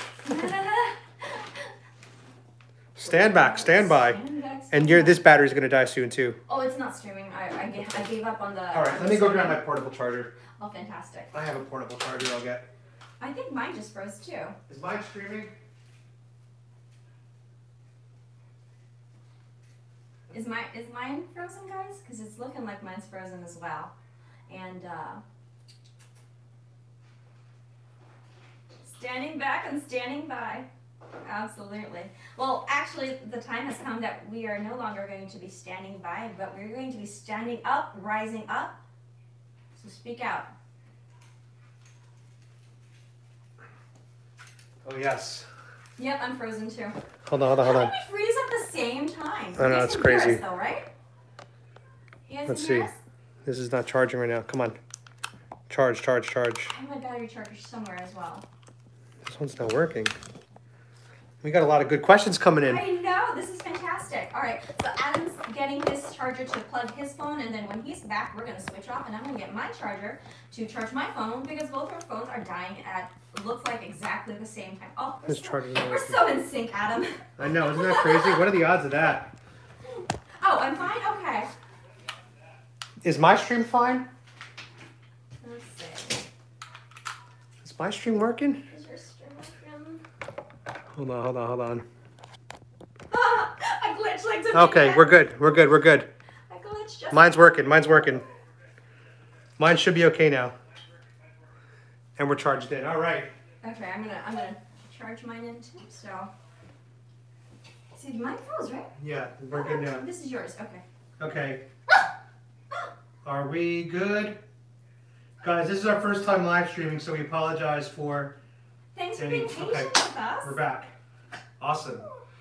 Sorry about that, guys. All right, let's see. Where were we? We got free... Oh, yeah. They called it out. Thank you, guys. I did not realize that happened. All right. Free screen, Britain's freedom. Okay. So, did we hear about the latest Biden gaffe? Oh, mine's low battery. Oh, that's why. yeah. Yeah, that gaffe was crazy. Which one? He said, if I reach a point where there's a fundamental disagreement we have on a moral principle, I'll develop some disease and resign. That's crazy. If you watch Kamala's face, she's looking at Joe like, Joe, you just gave away the whole plan. And I think a lot of us know that if we do see a Biden presidency, it's ultimately to get Kamala in office because she's been ranked as the most left-leaning politician. So we'll see what happens there. But that was a crazy gaffe. That was a crazy gaffe. All right, Marshall MB just gave us a super chat, $10. Woo! Thank you, Marshall. Thanks for all you do. I enjoy your videos. Can you tell me where you got that hat? I haven't been able to find it. You know what? I don't know. I mean, I've seen this hat on Amazon. So, Marshall, why don't you DM me on Instagram, Adam Francisco, and I will send you the link so you can just find it. You can buy it right off that link. So just DM me on Adam Francisco on Instagram. Thank you, Vu, for the super chat. We really appreciate it. We just got more money from Vu. Thank you. Did we see Trump tonight? No, we're not We in missed Georgia. it. We're in Florida right now. Yeah, we were going to go to Georgia, but we couldn't because of some other things. Yeah, spent some more time with my dad when filmed over at Disney Springs earlier today. We did not get kicked out. It's actually a pretty fun video. Can I? Is it gonna give a spoiler if I talk about it? Tell him. Okay, so what we did was we didn't wear our Trump gear, except because we got kicked out last time for wearing our Trump gear. I did wear my MAGA shoes though. So we went around asking people their for, a couple key questions, you know, Disney related. Who's your favorite Disney princess? If you were to marry a Disney prince, which one and why? Is Antifa an idea or organization? Do you really think that Biden got more votes than Obama? Exactly. And is BLM a domestic terrorist organization? So we asked questions to try to catch people off guard. Like they thought they were getting an interview about Disney characters. And, you know, that's very lighthearted and fun. And then out of nowhere, bam, we hit with political questions. And the reaction was just hysterical in our opinion. So that video will go live probably tomorrow or the day after. I'm 2 videos behind right now. I still have to get up a different video. My girl is going crazy. Cloud. She's after my pork. She's after her pork. Can she have the wolf? No, that's my husky. Can she have this? No, that's a really expensive plush toy pork. So I'm obsessed with porks. Give me my pork. No. So I have 2 little porks and I have a little plush growing family. One is called Deep Fried. No. And my brother gave me for Christmas. And so she loves Deep Fried. Yeah, this girl's a bad girl. But yeah, so she's going a little nuts about my little plush toy over there. So I have Deep Fried and my other pork is named Stir Fried. I'm looking to, you know, add more to my pork family and have air fried and all the fried there. And then probably a fancy aunt sous vide. Yes. I'm just making sure we're all caught up on the questions. So as of now on my end, I think we're good on my questions. Do you have any questions coming in from the Polish American Brotherhood? So DS says Joe Biden said they set up the biggest voter fraud organization ever. That's right. He said that on TV, and which either was him slipping and telling the truth, or just he misspoke. But he did say we have set up the best political organization, voter fraud ever, or something, voter fraud organization. So we can see it as Yeah. we've been watching the hearings. Yeah. Like in my studio, I have a punching bag, which is what has helped me to get through the day-long hearings, because it's really disgusting. Exactly. The testimony of what the witnesses have been seeing is absolutely disgusting. It makes my stomach turn, and so I'm, I got my punching bag. Yeah, she's got a punching bag and she wails on that thing with her cute little boxing gloves. Oh, I've been going Here we go. without any gloves. Yeah, let me top you off. I'm gonna top her off right now on her nice Tiffany glasses. Yes. So guys, once this bottle's finished, we will finish our live stream. So that's a pretty good goal, right? And thanks for those who have been staying in with us this entire time through technical difficulties and. So the bottle's empty, guys, and so you're seeing how much live stream is left. This is our live stream. So we can either chug it now and end it, or we can just sip on it for a little bit. Let's see, Tara. Oh, this is awesome. Marshall at MSB says, Tara, this might be a dumb question, but was your monkey dance with Ricky Rebel planned? No, actually. So, I love to dance. I grew up doing Tahitian dancing. I do Filipino cultural dancing, and oh my God, if I hear music at a club, you cannot get me to stop. Because I love life and I love having fun. And so yeah, I was at the walkaway rally. It was Defend Democracy on November 15th, and Ricky Rebel was one of the speakers there. So he's amazing. He's the one who came up with the MAGA, MAGA to YMCA dance. And yeah, the dance monkeys just started playing, and I just started dancing with my little walk away. And the next thing I know is he comes up to me and he starts dancing with me, which was fantastic. I was not able to break out as loose as I usually like to, because I had a little fanny pack on and I stuck my Sony camera in it. So as I'm dancing, I'm also picturing my $1,000 camera slipping out of my waistband. But yeah, it wasn't planned. It just happened, and I had so much fun. Yes, that was awesome. That was one of those magical moments. That was great. Now, someone said, get my dog food. She's not hungry right now.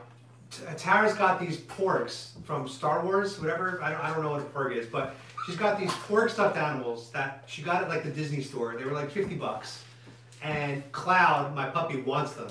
But she can't have them because they're like $50. So she's crying, and she's been trying to get these porgs for months, because we've been coming here for months. Here's the porg, $50 porg. Oh, so actually, they don't have great selection and everything. So stir fried came from the Ukraine. Somebody made this for me. She's located in the Ukraine, so that's why it's a $50. They made it for you? Yeah. That's custom made? She makes them by hand. So a that's pretty fantastic cool. job and everything. That's pretty cool. So this is stir fry. The name is Stir Fry, and I actually have real stuffed animals called dogs. This is Cloud. I don't have any pets aside from when my puppy family comes to visit. Exactly. And then this is deep fried. So he came from the Star Wars store in Disney Springs. My brother gave my liberal brother gave him to me for my for Christmas last year. So I love deep fried, and deep fried is a male, and you can tell because he has the orange plumage around his eyes, and stir fried is female because in the bird world, the males actually have the more colorful feathers. You know, that's why when you see a peacock, and the males are so beautiful, because they need to attract those females. So let's talk about dating real quick for a second, guys. In dating, there's a term called peacocking. Have you heard of that? Yeah, I like to, when I'm choosing my outfits, I like to have a certain peacock feather, which is going to be my, conversation piece starter. And that, for me, has been my political wear. Exactly. I'll say this to you guys, as a male, there's something called peacocking that you could do at a bar. And it's something simple, such as wearing a silly hat when it's not Halloween, because then you stand out, and it becomes a natural icebreaker. So as soon as you walk into the bar with your silly hat on, girls might say, they might take the hat off your head and be like, can I take a selfie with my friends? And automatically, you've now penetrated the social circle. I bring my dogs everywhere. You guys know Raindrop's a service dog, and Cloud she's a puppy, but one day she'll be a service dog. So I get to bring my dogs everywhere I go, bars, restaurants, airplanes, all that stuff. And so for me, I have some of the best peacocks in the world. I have 2 little dogs that I go with in every bar. So is it unfair? In some ways, yes. But that is a method that you guys can do. And it doesn't have to be puppies to a bar. It could literally be something like a silly hat, a crazy colored shirt, just something. I wear my steampunk glasses out. Yeah, exactly. I love my steampunk glasses. Just something that makes you stand out and makes you different from the rest of the men in the room is what's going to get you attention. It's what's going to automatically break the ice in a passive way. So that's a dating technique for you. I feel like the my statement piece that I've probably got the most attention for is my personalized gift from Melania herself. My I really don't care, do you jacket? Oh yeah, she's got that. And yeah, so I wore that first on the plane ride to DC, and I've made a lot of fantastic friends. And actually, that was my icebreaker to meet the Pride Boys with. I was wearing that, and when I passed by Enrique, he had an American supremacist shirt, and I'm like, I like your shirt. He's like, I like your jacket. And that's it. Fashion made the connection as a friendship, so that's a beautiful thing. Baruke Alimu says, will you be on DC on the 12th? I will be at a wedding, not my wedding, obviously, but I'll be at a wedding. She'll be there in DC. So if I will be there, please. If you're there and we cross paths, please come up and say hi. I would love to meet you. She'll probably be somewhere with the Proud Boys, so in the vicinity. So if you see the Proud Boys, you'll probably see Tara. I have a lot of bodyguards. She's got a lot of bodyguards. So shout out to those guys who get her back when she's out there doing her thing. This is from Justice for Sad Alfred. What do you think of COVID-free zones? Here in Washington State, we have restaurants refusing to comply to lockdown. All right, so we spoke about this a little bit, and I'm going to borrow some stuff from Tim Pool here because he's probably the channel I watch the most, just because he has 4 episodes a day, and I listen to all of his episodes. Here's the problem in America. Well, with COVID. In order to stop COVID, no cloud. In order to stop COVID, we needed to have a draconian lockdown, meaning everybody needed to stay home for 3 weeks, not leave, shut it all down. But to do that, the government had to step up and pay every person for closing their business. Yeah. So for example, if you're... No! I'm gonna go grab this dog. The joys of live stream with a puppy. You are gonna go outside the room because you were bad. You stay out there. Good, both of you leave. Okay, the dogs are gone.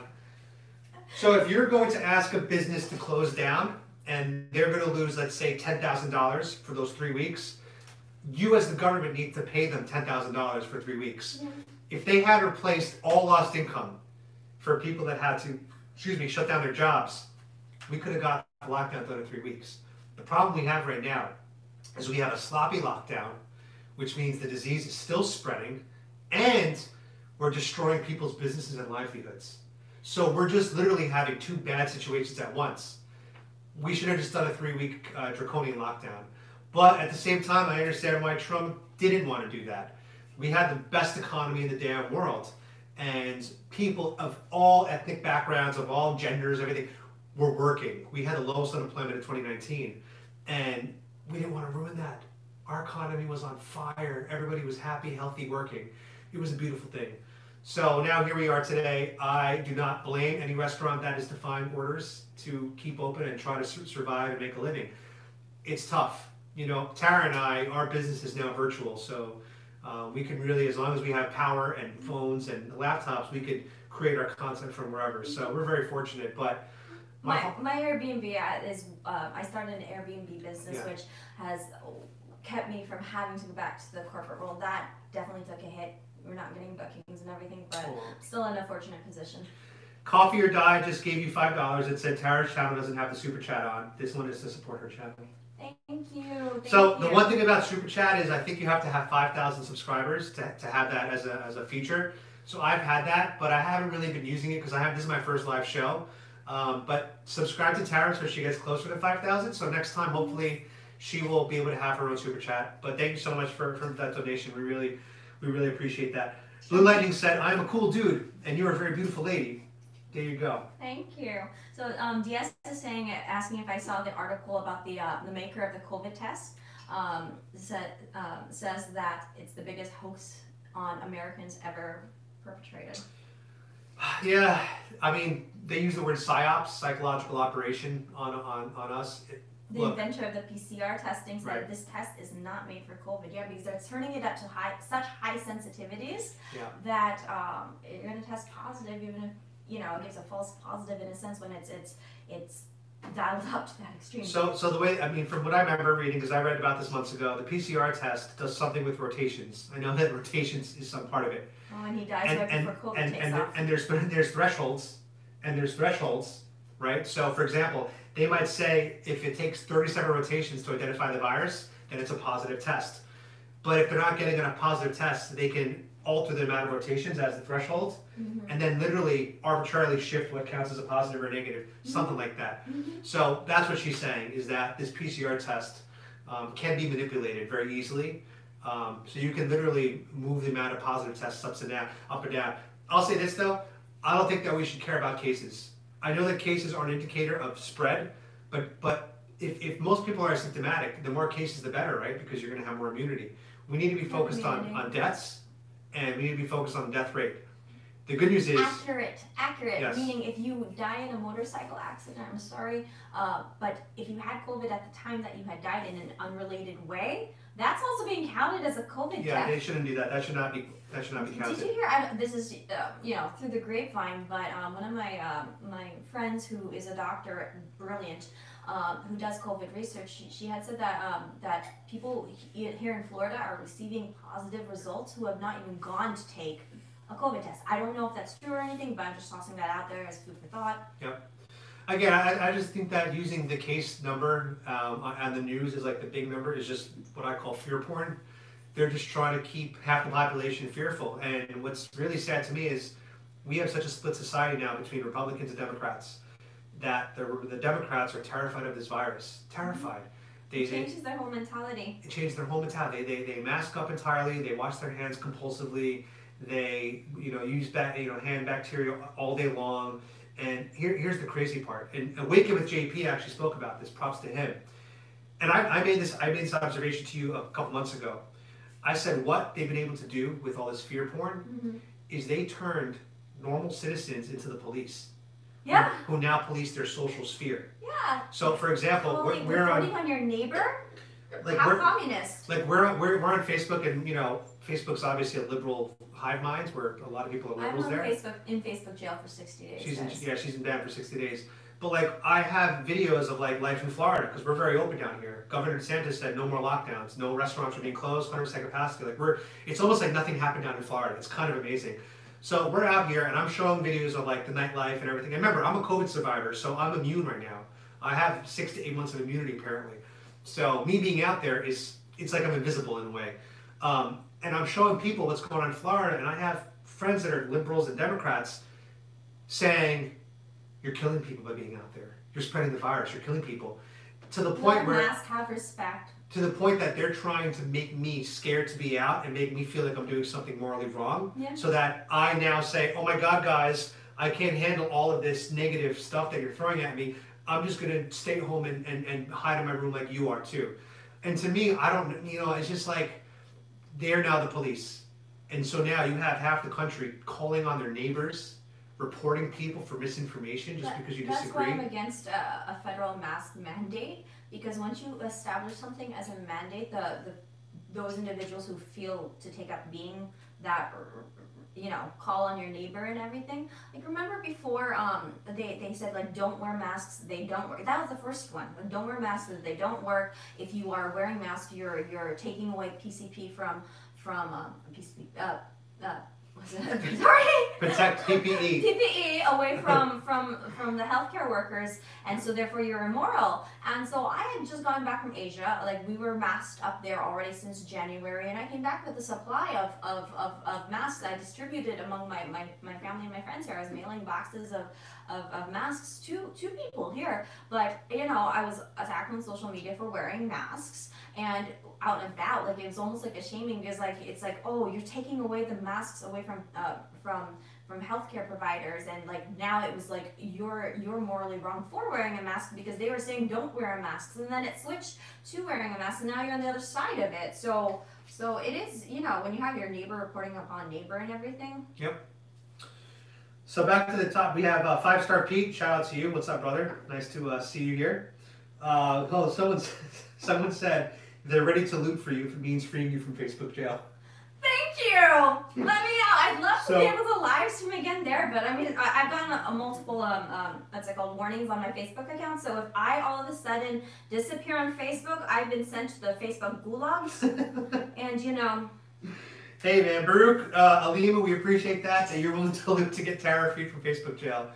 We need people like you to get our back. Oh, there's an old friend of mine, Akma. Hi Akma, we're just doing a live stream, you know, just doing I guess Q&A. While trying to finish this bottle of $65. Was it $65? $69. 69. Oh, 69. Ooh la la. With the tax. Veuve Clicquot. Is that how you say it, or is it Veuve Clicquot? The T is silent. So Veuve Clicquot. Yeah, I'm definitely a little buzzed here. It was either gonna be that one or a bottle of Tattinger. So poor guy at the when I couldn't find it because I'm like no I want the nice one. I want the nice one, and he's like, oh, that's behind the kind of, so they had to go and get from the back ladder. Nice. To go and get it. I was like, oh, can you price check that? So that's I was like, please don't die trying to get this bottle of wine of champagne for me. Thank you. And who paid for this bottle tonight? We're celebrating. Thank you, Adam. Daddy paid for it. That's right, Daddy paid for it. Princess Kenny says Tara is hot. Thank you. So you just got some fire emojis from Recall 34. Just put the number 69 with the banana. That's probably that's the comment of the night. It's just 69. You can pin that to the top. Well, let me pin that. Hold on. Pin that one to the top. Pin message. All right, Recall. You just got pinned with your look. 69 banana. What the hell? Hi. Kane said, will you take the vaccine? So will I take the vaccine? I already had COVID. So I have immunity. Now, research shows that people's antibodies typically last 6 to 8 months. That's the newest research. But even when antibodies expire, we have T cells, which have memory, which if I were to be reintroduced to the virus, the T cells would reproduce antibodies as needed. So I'm not scared of the virus. I never was. You know, that's not true. There was about 48 hours where I was worried about getting the virus. I think the mainstream media news got to me, and I was just like, I really don't want this virus. But then I did more research, and I was like, you know what? 99.98% survival for people under the age of 49. So that definitely, you know, snapped me out of it, and I wasn't scared anymore. I don't know. I mean, look, if it's mandated where like I can't travel without the vaccine, then fuck, of course I'm gonna have to take the vaccine. Yeah, that's the unfortunate part. That's the unfortunate part is like how far are they willing to go with making sure everyone has this. Now the other thing is they might have a threshold in mind, right? Like if 70% of the population has the vaccine, then maybe it doesn't need to be mandated because we've reached herd immunity. Mm-hmm. So the hope is that come December of next year, 70% of people have already had the vaccine, which means we won't have to. The part that I also find interesting though with a mandatory vaccination is that those who have had COVID would also be required to have it. And I'm with Adam that if you've already had COVID, like a vaccine wouldn't be necessary because you have those antibodies and your cells have the memory of those antibodies to fight. So to mandate something that's an unnecessary inoculation to me seems quite the violation. And then they're going to be requiring, you know, like to have the vaccination cards. It's a possibility that it ends up being a requirement in order to travel. I think, you know, I love traveling, as I mentioned earlier. I've been to 57 countries, and my goal is to see all of them. So would I take the vaccine if it becomes a requirement for me to get on a plane? Like, yes, I guess you can have my body, but you'll never get my mind in that regard. But I don't know. It does seem wrong to have like a forced inoculation, like to your. It's so personal. It's so personal. And it's my body, my choice, right? Isn't that what they say? So, it's a tricky situation. Personally, I like to avoid taking the vaccine. Yeah, because you still don't know.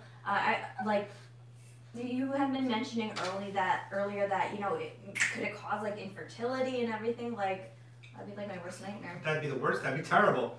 Here's Cloud again, guys, and she's looking for the porks. Oh no, baby. She's a nut job. Just careful for my Tiffany glasses. Somebody just offered Cloud an Ambien. Want some champagne? Alfred said, I like when people take care of their skin. We tried to. I'm gonna be 40 soon, so I think when you put it that way, I think I look pretty good for my age. I mean, I'm 21 forever, so. Yeah, she's 21 forever. Pure PK said, "Hey Adam, good job on the effort to promote Trump as much as you can. Greetings from Calgary, Alberta. Greetings, hello there." Edgar says, "Cheers, cheers." Cheers, darling. Cheers. Darling. Too many people neglect the skin health and wear makeup. Yeah, I'm not wearing any makeup right now, guys. This is what you see is what you get. What you see is what you get. Justice for Sarah Alfred said, "What, Adam? How old did you say you were?" I'm 37. My birthday is my birthday. Frozen, guys? Just refreshing. Yeah, I don't know. Does refreshing work? Let's find out. Let's see. I have such a funny face. Am I frozen? Yeah, you're frozen. You're frozen. All right, let me check my thing. So she's gonna check her account while I guess just do this solo again. Make sure Cloud doesn't knock over the Tiffany's Yeah, glasses. I know, crazy. So yeah, I'm 37 right now. So I'm being sarcastic when I say almost 40, but I am almost 40, which is kind of crazy. And there we go. I definitely need to have kids at some point in the near future because I'm already becoming an old dad, right? Like if I get someone pregnant tonight, I'll be 51 with a teenager, with a 13-year-old. That won't be me, by the way. That maybe it will be. We don't know. We don't know what's going to happen. So a lot of you have been saying that me and Tara should have a baby, and it would be a Polish, Filipino, Mexican Jew. I don't know, but to me that kid's going to be attractive because that's such a crazy mix. I don't know. That's what I think. Somebody thought that we were actually by a brick wall the whole time. No, this is like it's not a green screen. It's a patterned. It's a vinyl. It's a vinyl. It's Patterned a vinyl vinyl. background. So we're inside of my studio. I've been, I'm new to all this equipment, so I'm streaming off my phone because I could not get my Sony and my Cam Link and all the fancy stuff to get working. So, back to the basics and everything. But I have built a studio at home. This is our first time using it. So excited about that. But yeah, so Exactly. It's a nice little vinyl background. I do have a green screen. I got, Yep. sometimes you're going to see us with cityscapes. I got some nice You have like cityscapes. an office thing or something, like in a studio? Yeah, I got a studio. We got a living room setting. So it's going to look like we're jumping around from a lot of different places. And I was here with her when she was setting this all for the first time. Oh, he was so impatient. He's like, it doesn't have to be perfect. It doesn't have to be perfect. Come on. But this I'm does. a perfectionist. I'm like, no, it can't have any wrinkles. Yeah. But I got to say, this definitely, I think she did a great job with the setup. And her studio here is absolutely awesome. And if you guys, we could show you off camera maybe, but she has all of her Miss USA plaques right here, which is pretty adorable. I'm going to show you guys. Hold Miss on. America. Let me show you her Miss America plaques. Let's move this to the side. Okay. Let's unplug this for a second. I'm going to fuck everything up. Don't show how messy the rest of the studio is right Hold now. on. Hold on. Look, guys. This is Tara when she was Florida's hometown Miss USA. That's me as a teenager. And there she is. Look. I'm 14 in that photo. 2002. Hey, it doesn't matter. That's who you are now. That's you. And then here she is in 2004, Florida's hometown USA. Yeah. What else do we have here? Oh, look, Miss Four Corners. This girl's won so many awards. Thank you for your continued dedication to student leadership. Look, MVP. Miss US International 2012. Yeah, I was top 10 at the national competition. Holy moly. Miss Teen Florida International Pageant. Look at that. 2004. You were killing it, girl. Yeah, we're showing the studio now how messy it is. Don't do that. Now they all see the reality. Guys, look what a mess this is. It's a mess. I mean, all right, pick this up. If you see my books, it's the inside to my brain. So Can we fix this? Yeah, I'll fix this. Here, set this up. I don't know how to do that. Uh-oh. You're Here, good, hold you're this so I good. can lift it. Here, let me do this. All right, hold this, hold this. Let me do There this. we go. Put it in. Move your fingers. Just stick it in there, okay? Let me just stick it in real Just quick. stick it in there. How's that? There we go. There we go. All right, go sit down. Make sure it looks good. Make sure it's all cropped up for you. yeah, Adam has successfully stuck it in, as in like fixing the camera to where it needs to be. Yeah. Did it feel good when I put it there? All right. I kind of snapped a little bit. Good. There we go. All right. All right, guys. Oh, I didn't fix mine. So now you've seen behind the scenes, it's like one of those memes where it's like reality versus what you see. You guys get to see nice lighting, the fake brick wall, Tiffany's porgs. It's like you can see us like dressed up from the top, like the top side is our blazers, but underneath we're like wearing our boxers. Yeah, but yeah, exactly. But this whole room is like a mess. It's chaotic. That's the Well, we bottom line. were driving home and he's like, let's live stream tonight, and I'm like, okay. All right, so let's see. Someone said marry Tara or I will Adam. You guys are a cute couple. Thank you so much. I appreciate that. Tara, watch Adam. He is a wild one. Now you got to watch out for her. She's way more wild than me, bro. Studio looks too real for me. Yeah, we have a nice looking studio. Donald Trump is going to tell Mitch McConnell to vote on removing Section 230. What's your thoughts on that? Is 230 about the free speech protections on? Can you look it up? Let's Yeah, Google it real quick. 230. I've heard of this. I know it has to do with like big tech and censorship. Actually, let's see. Grayson Arnold from Pure Politics. If you check out my Arizona clip, he talks about Section 230 and gives a very good explanation about that. So go check out Pure Politics on YouTube, guys. His name is Grayson Allen. He has a new channel. It's brand new. Grayson Arnold. So I met him over in Arizona. He is very funny. So check out Pure Politics. No cloud. And subscribe. Follow him for more on the ground interviews. And click the bell for notifications to get updated every time he goes live or has a new video. Isn't that how you say it? All right, Claude, we're gonna have you leave the room again because you're being a bad girl. Come here, bad girl. You're not getting that pork. You're not gonna get that pork. I'm sorry. I know my corns are like. Out. Get out of here, Cloud. All right. Section 230. No provider or user of an interactive computer service shall be treated as a publisher or speaker of any information provided by another information content provider. Oh, that is a... Oh, so basically what is happening when YouTube and Facebook is censoring and choosing what to post and what to take down as it's labeled as misinformation or, violation of community standards, it is acting as a publisher because it's selecting what information is going to be published and put out there. So it is acting as a publisher. It's no longer this open forum where everybody can converge with different ideas. If you're selecting what to post, which they're acting as a publisher. Exactly. So therefore, there's different rules that you're subjected to if you are a publisher. Right. So I think that these big tech platforms need to stop censoring things that they might not agree with, because that is editorializing content and free speech. So we're not a fan of that. Oh, it's horrible. It's horrible. Brandon from That's the Point had his page, his YouTube account wiped today. He had 167,000 followers. Someone said just audio now. What's happening?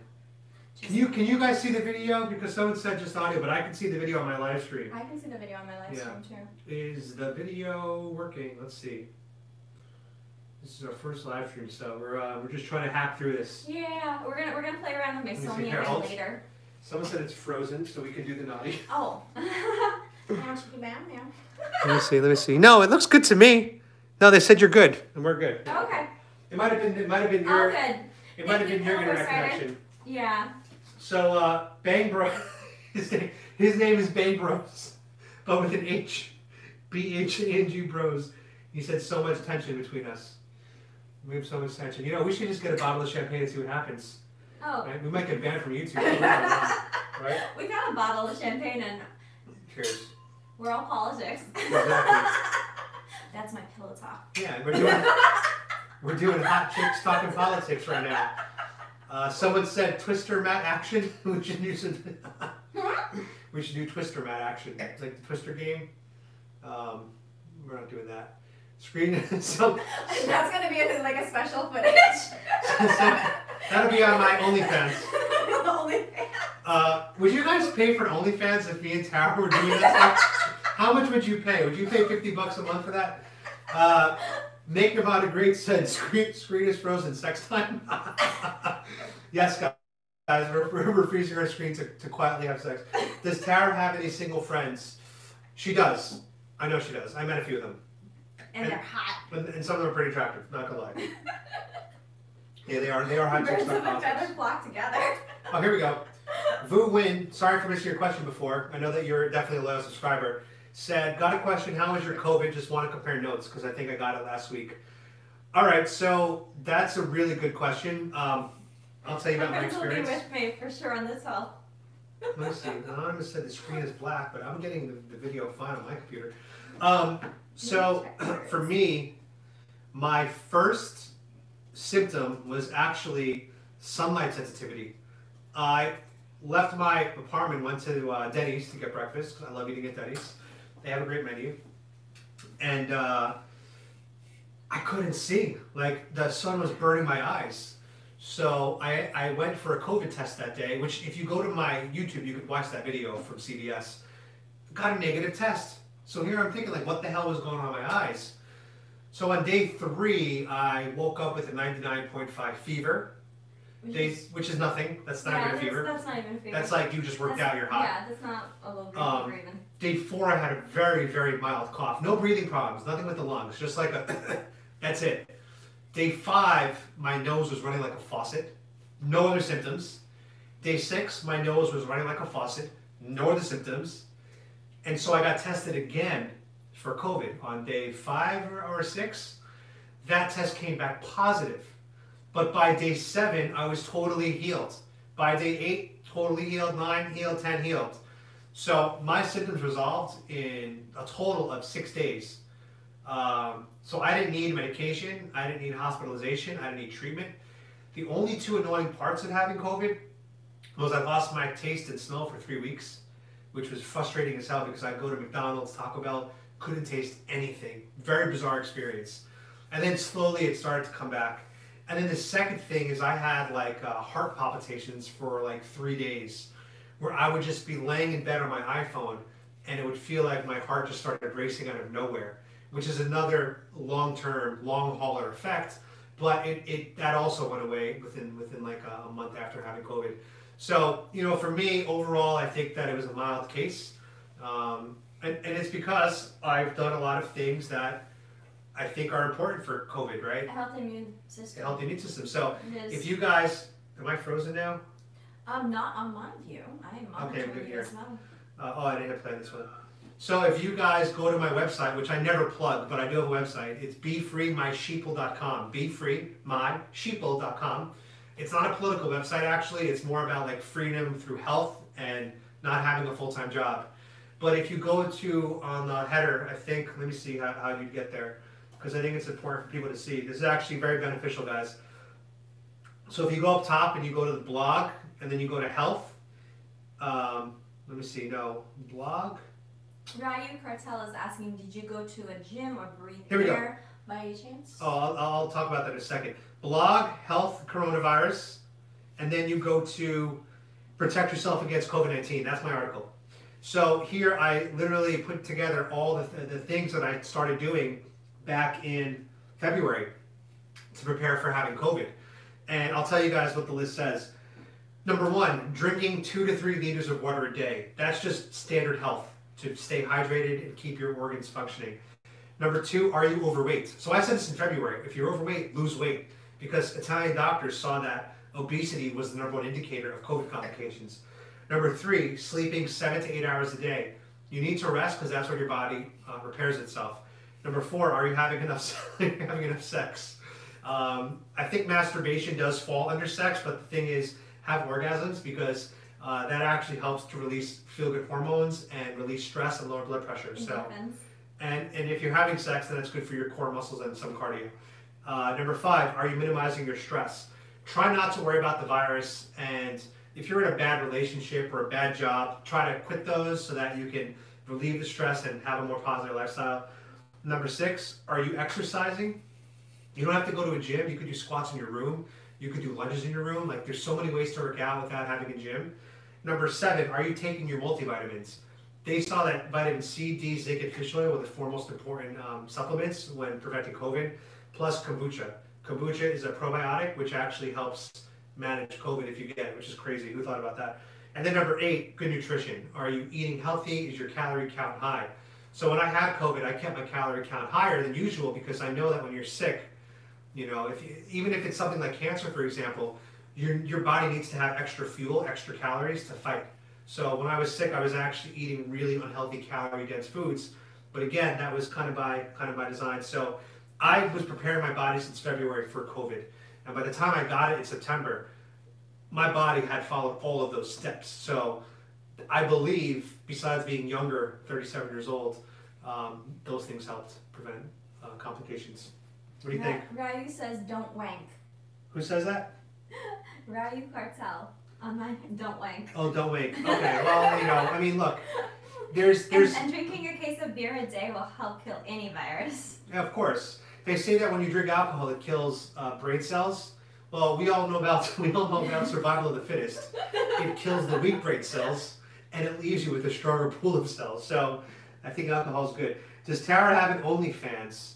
She doesn't yet, but based on where her life goes, maybe she'll become desperate enough one day, and then she'll have an OnlyFans. I'm joking, guys.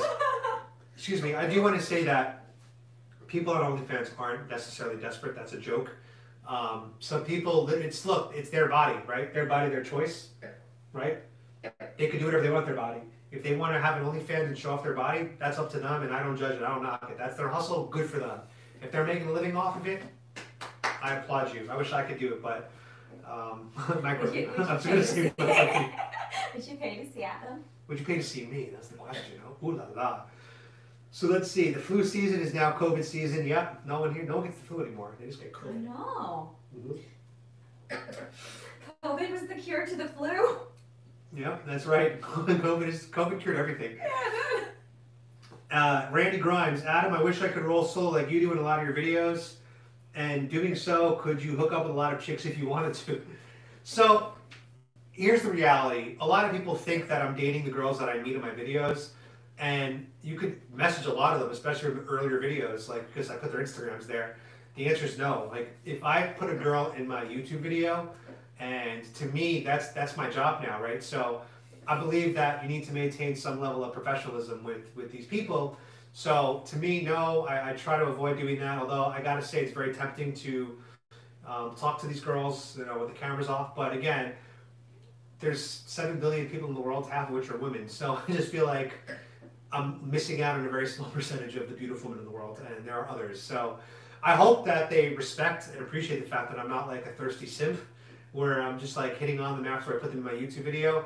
Nor do I use being a YouTuber, because again, I'm small, 10,000 subs, whatever, as a pickup line, because it's not, to me, it's like, it's your career now. So the answer is no. The funny thing is, so like when Adam and I like first started doing YouTube, so we went out on a date before starting YouTube, and then we went out and filmed an episode, and we're like, well, we can't date anymore. Exactly, yeah. So, we kept it professional because you had, like, you know. So Tara and I, we met 8 years ago in New York City. For those of you who've been to New York pre-COVID, that's what it's going to be now, pre-COVID, PC.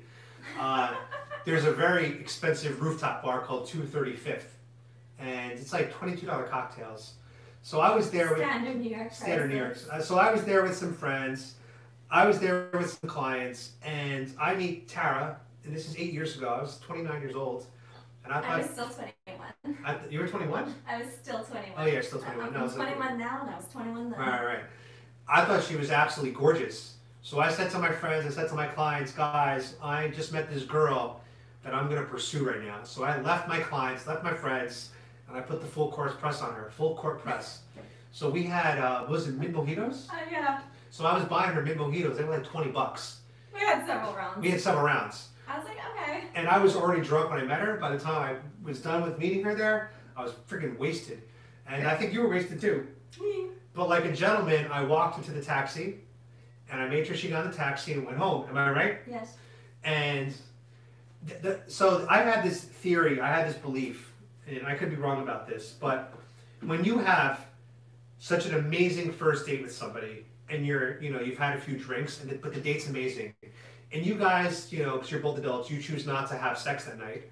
I've always found the second date to be super disappointing, because you left on such high tension, you were drunk, you were having a good time, that when you show up for the second date sober, your expectations are so high from the first date that it's like you have to rebuild that momentum again on the second date, and more often than not, it doesn't usually happen, and everyone feels disappointed. Do you know what I'm talking about? Yeah.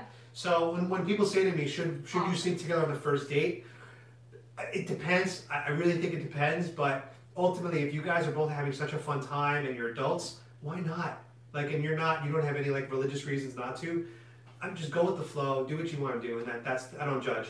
But the point is, we never saw each other again for 8 years. We had this amazing random meeting for 2 hours at this amazing bar, and then we never saw each other again. But I always add people I meet on Facebook. So we were Facebook connected for 8 years, and it wasn't until... I think we actually became Facebook friends after we connected on Tinder. Oh, right. So, Damn! okay, so, right. We didn't become Facebook friends 8 years ago. The universe keeps making us cross paths. We didn't become Facebook friends that night. We ended up matching on Tinder years later. Yeah. And I said, aren't you that girl Tara from 235th that I had drinks with? And she's like, yes. I said, let's be Facebook friends. So Yeah. we probably became Facebook friends maybe 6 years ago, Yeah. 5 years ago, around there. And then this year in March, she defended the June. say It's it? June. The Kosciuszko statue. Kosciuszko statue that BLM vandalized. And I came to her defense because I was One sick of the few people. I was sick of seeing Antifa and BLM tearing down statues of like heroes. I was like, how is this getting justice for anything? If anything, this is just causing more hatred. The irony is that, so Adam had been, not in my life, but he was defending me, one of the few people that was defending me when people who were in my life were attacking me. And my other friends were, when they saw that post, they're like, ooh, let's bring the popcorn. Exactly. And they came and watched, just as I burned. Yep. True friends. So that's how we reconnected. We reconnected this year through our political beliefs. And again, she's a registered Democrat. I'm a registered independent. So we're not like some Trumplicans, they call us. We're just Trump supporters. We just think he's the best man for the job. So it took me 2 months of research because I started journaling. I started, putting my thoughts out there. And the thing is, as I was putting out my free thoughts, I was attacked more and more and more. So the thing is, when you have when you're attacked more on your beliefs, you really strengthen what those beliefs are. you're forced to. You're forced to Yeah. because you're under attack. So when I became a Trump supporter, it wasn't some conversion process. It was my views and my beliefs and values have always remained the same, but my understanding of the world is what has changed. So as I stated earlier, I voted for Sanders during the Florida primaries because in a sense, when you're busy with the world, you read headlines, you don't read the full story. Yep. And so often you're caught on the beauty of words and Yep. not really the intentions, the meaning of it, or actually how it is applied in real life. Well, that's the whole thing with Trump is he's bad with words, but he's great with policies. Whereas Democrats, what we've seen, they're great with words, but they're not so good with policies. So that's definitely an interesting dynamic that happens. Mm-hmm. Is Tara from the South? Are you from the South? I'm a regular Southern chick. The Southern Belle? Southern Belle. I love my Southern She's from Florida, so I guess that's the South. Oh, Florida's not really the South. Southeast. Y'all come back now, you hear? Y'all come back now. Bucky Stream says, I thought Adam was a closer until the 8-year story. So 8 years ago, I'll just tell you guys bluntly, because you can find the story on the internet. 8 years ago, I was well in my advertising career, where I was crushing it, guys. I mean, I was making so much money when I was 29 years old when I met her, which I'll be honest, that gave me such a new level of confidence, right? Like when you know how much money you're making and you're like the 1%, and I was the 1% of New York back then. I don't make anything like that now, but back then I did. It gave me the confidence to talk to girls like Tara because I felt like, oh, I make a lot of money. I can have anything. So I was a closer, but more for business deals than women because it was so new for me. Like having that money was so new for me. So I was just still at that closing deal stage, but not closing women's stage. Is that fair? Because I failed. Ed said you go for the long game. Now we're besties. I go for the long game. That's the thing, guys. I'm gonna give you guys more advice. This is actually probably the most important thing you hear on this channel. If you meet a woman and you're pursuing her and she rejects you, here's the worst thing you could do. The worst thing you could do is get mad. The worst thing you could do is harass. The worst thing you could do is be offended. Do you agree? Because once you do that, you're done for her permanently. For the rest of your life, you're out. She'll remember that interaction. Not only that, if her friends match with you on Tinder or somehow meet you, she'll say, that guy was an asshole and I rejected him. And now you're out with her friends. So you've now been rejected by an entire sphere of women. What I found to be very successful in my dating career is when you get rejected, shrug, make a funny joke, brush it off and move on. And 5, 6, 7, 8, 9, 10 years down the road, you don't know where life is going to take you guys. Maybe she's more open-minded. Maybe she's she's just got out of a relationship. You know, like things can change, but you're now still in the running, and you'll be remembered as the guy who handled rejection properly. Do you agree? I don't think I ever rejected you, though. Right, but I'm saying in general. I agree with what you're saying. Like when a girl rejects a guy, they pay attention to like how the guy handles Oh, it. 100%. Right? I pay attention to how they handle obstacles, whether Exactly. it's that kind of interaction or anything else that's happening in their life. So I'll tell you one story. I met this girl at a farmer's market in New York. Those exist. It was in Union Square. They have a farmer's market. You know what I'm talking about? Yeah. Like So I met this beautiful Korean girl. Korean American, and she was in tight yoga pants and everything, and she had a fantastic body. Sign up for my OnlyFans. No, I'm kidding. She had a fantastic body, and I added her on Facebook because that's what I did. And for about a year, don't judge me, guys. For about a year, I messaged her once every like 2 months. Hey, nice to meet you. Let's grab a drink. I waited 2 more months. Hey, nice to meet you. Let's grab a drink. I waited 2 more months. Hey, nice to meet you. Grab a drink. After 6 messages across a year, I stopped because I was like, all right, I'm not going to go to message 7. We're good at 6 in a year. 5 years later, I'm sitting outside my apartment in East Village, drinking a glass of wine, and who walks by? The Korean girl. And she stops and says, didn't I meet you 5 years ago? I go, yeah, I asked you out 6 times, and you ignored me for a year. And she said, why don't you message me and ask me out a 7th time and see what happens? So here I am, like, wait a second, I'm still in? I have a chance? So I messaged her, I say, let's go out for a wine. She responds, she says, okay. We meet Friday at, what's the name of the bar? Rare Rooftop. You know the Rare Rooftops. There's like 3 of them in Manhattan. Probably. Okay, so we meet at Rare Rooftop on a Friday at 5 p.m. for happy hour. We go on a first date. It lasted 72 hours. We didn't leave each other's side for 72 hours. The next weekend, we went to Jamaica on a trip together. Isn't that crazy? Wow. Yeah, it was like a second date. Is second date international was international trip to Jamaica. Yeah, because I have a timeshare, so I was able to like book hotels. So my point was, even though she was ignoring my messages for a year, those 6 messages, I never snapped. I never got rude. I never was offended. I was always just like, hey, here's my 2-month check-in on that date. Here's my 2-month check-in. It was like humorous and it was like kind of funny, but I didn't dwell on it. Like I still went out and lived my life. I still met other women. So the point is like to handle rejection like a gentleman, and you never know what's going to happen in the future. So there you go. Was that good advice? I think it's excellent advice. Yes, you guys should come to me for some dating advice too. All right, back to the questions. Do you have any questions on your end that are coming up? Antifa smokes bleach. and they claim that Trump said to inject bleach, but I don't think they did. Let's see. Are you going to march for Trump? We spoke about this a little earlier. She is going to be going there on December 12th. So if you're in DC on December 12th, I will always support my president, our president. Exactly. Pure PK asks, the question is it better to vote non-confidently than it is to vote for the other party as a low-information voter who just wants to vote out the current party president? It's a good question. What do you think? Like, should low-information voters vote? You know what? I'm just going to toss it out there. I wish we had a civics test. Honestly, I spend countless hours researching and educating myself, and for an individual who maybe their friend goes, hey, vote for this person, who doesn't do an ounce of research, we're equal.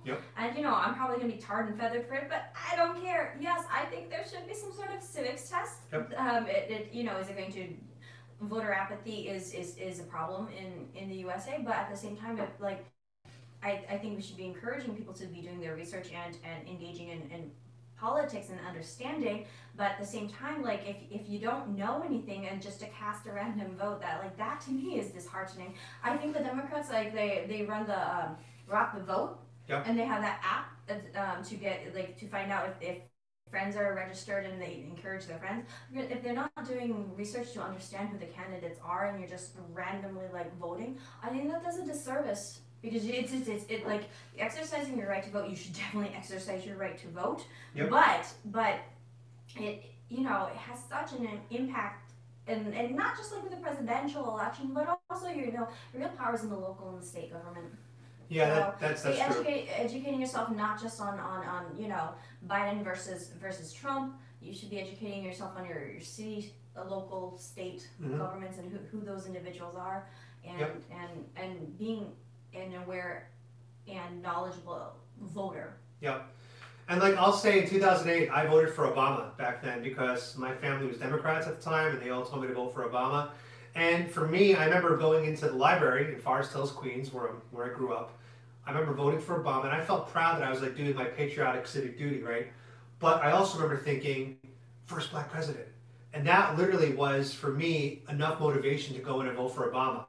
I knew nothing about what he stood for. I knew nothing about, who did he go against? Was it Mitt Romney? Mm-hmm. I didn't know anything that Mitt or McCain stood for. I had no idea about any of this stuff. But all I thought was, first black president, Democrat, I'm in. And that's the problem, is like identity politics at its finest. I literally was like, first black president, got my vote. Yeah. And you know, I will say in hindsight, I think it's fantastic that we had a first black president. Like, I think it's been so good for not only the world to see, but for every black person in America to see that you can become president of the U.S. And in a lot of ways, that kind of shattered the glass ceiling for black people. Like, you got the highest office in the entire world. So in hindsight, I'm so thankful that Obama was the president, because that glass ceiling had to be shattered, and it did. But the problem I had is that I didn't know what the hell I was voting for. I didn't know what he stood for, none of his policies. So now that I'm a very educated voter, which I wasn't back then, back then I was an ignorant voter, it does bother me that my vote counts equal to someone who doesn't know anything about politics. I've asked so many people when I do my interviews, have you heard of the First Step Act? And I've asked black people, have you heard of the First Step Act? And I was shocked at how few have said, of course, I know what that is. No one knew it, like very few people know what that is unless you are educated on the policies. And so to me, it's definitely frustrating that all votes are equal. But that is the American way. If you are a person and you're a citizen, you do deserve a single vote. So the solution isn't to make our votes count as power votes. Yeah. The solution is to make their votes more educated. And to kind of like uplift them to a standard of just some basic voter knowledge. And I really wish professors in schools would put the policies of people on a chart and ignore the names. You got option A or option B, right? Here are the policies, who do you like more? And then reveal at the end of the class which candidate that is. To me, that could be a way for kids to... teaching civics. For teaching civics or... How do they teach civics? So my dad said back when he was in the Union, it was required he took a civic course to get some kind of benefits. And my dad, being a Vietnam War vet, he was like, why doesn't everything in America have this? Yeah. He says, if you're an American citizen, there should be some kind of civic course in any role you have, no matter what it is. We need to have civic courses here. So that could be a solution, who knows? But I feel like me and Tara, I mean, at least me, I wasn't an educated voter until this year, so there's hope for everybody. I didn't care about politics at all. I thought this whole stuff didn't affect my life, but I realized how much it does, and we need to have young kids realize the same thing. You agree? Absolutely. All right, let's see what else. So this guy's comment got blocked. Why is that? He says, they always think Democrats are nicer, and that got censored. What? I know, I had to approve that comment. That's so weird. Guys, literally, they always think Democrats are nicer. Got censored by the algorithm. I don't even know how that makes sense. I used to think that too. I used to think that the Democrats were the party of the good guys, and that's the party that I was part of. Yep. That's kind of changed. Blue Lightning said, you need to run for president, you have my votes. Now, I wasn't born in America. I was born in Mexico, so I can never be president. There's a glass ceiling for me. I can't be president. You can still run for office. But even though I've been here since I was 2 weeks old, I feel like that should be a loophole, right? But whatever. You can still run for office, though. I would not want to. For me, politics is not a career I want, because it's very cruel. It's very cruel. You have to have really tough skin. I mean, like, even just as, in a sense, like YouTubers, we have to have thick skin for the ridicule that we undergo. But you know what? Bring it. I mean, it's crazy. Like, I like to think that Tara and I are good people in general. Like, I do think we're good people. She's, as a Miss USA, whatever you did back then, you stood for a lot of good platforms. Miss America. But you started for a lot of good platforms, right? Yeah. My platform's actually... it started out with cultural diversity and actually racial tolerance, which is ironic at how much I'm accused of being a racist when I was advocating for racial tolerance. Exactly. But the crazy part is... mental health and suicide prevention and volunteered as a suicide and crisis counselor. But the crazy part is, like, people dismiss all of those good things you do with your life, but once you're a Trump supporter, it's like, everything else is erased.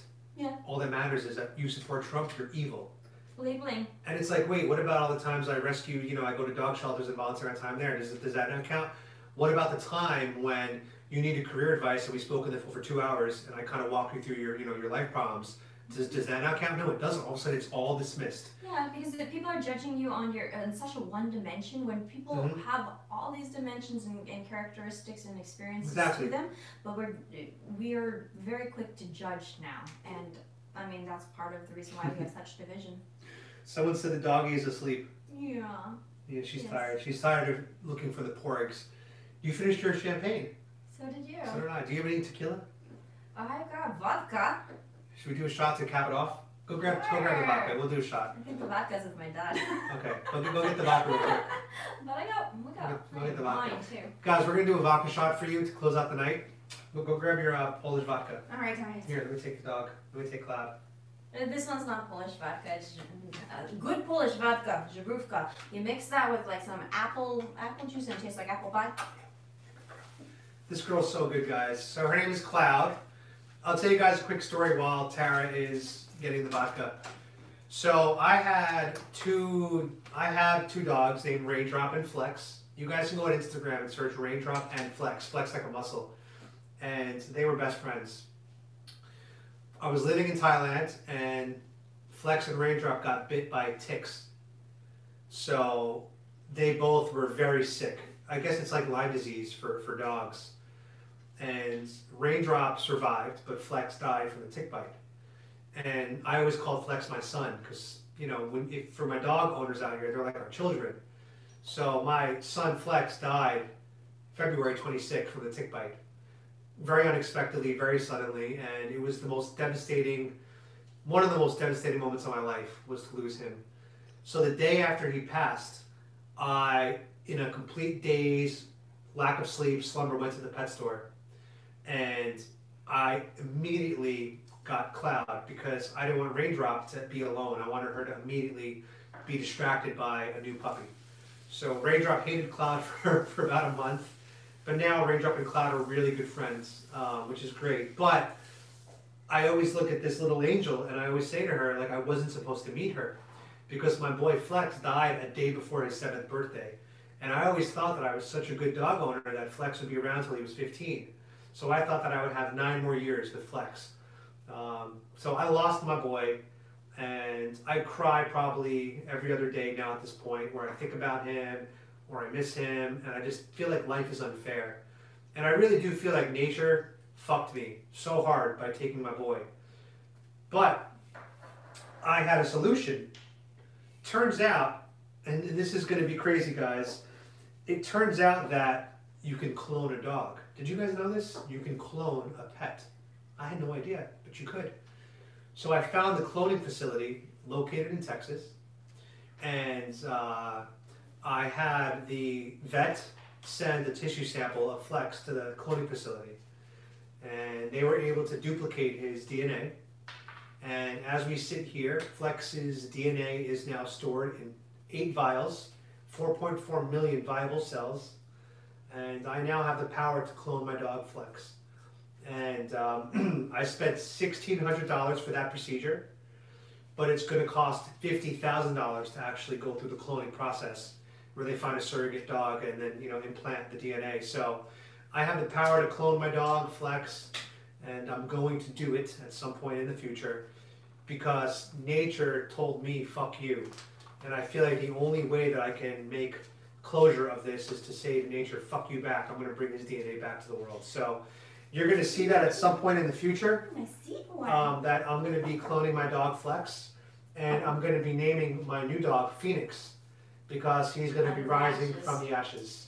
Like Poland, they call Warsaw the Phoenix City. Yeah. Because after the Holocaust, when Warsaw was destroyed, it rose from the ashes. And that's part of, you know, my own Polish pride, and it's because Poland, in its history, it's been wiped off the map, but you see the perseverance of the people and the spirit of the people. Like part of the American Revolution, like Poland brought the cavalry that fought for the American Revolution and engineering as well. Thank you. Today is Kościuszko, and that's part of the spirit of the people, and I'm very proud to be Polish. So. And I remember that Poland, they actually ended up, as part of the reparations, Germany had to send some of their best engineers and architects to look at the original blueprints of many historic Polish buildings Yeah, they're recreating and help rebuild them to the new city. to the new city. So that's why if you and I've been to Warsaw. I've seen the Warsaw Ghetto. I've seen the bullet holes that are there they want to keep some memory there of it. And Warsaw in Poland is one of the most amazing cities I've been to.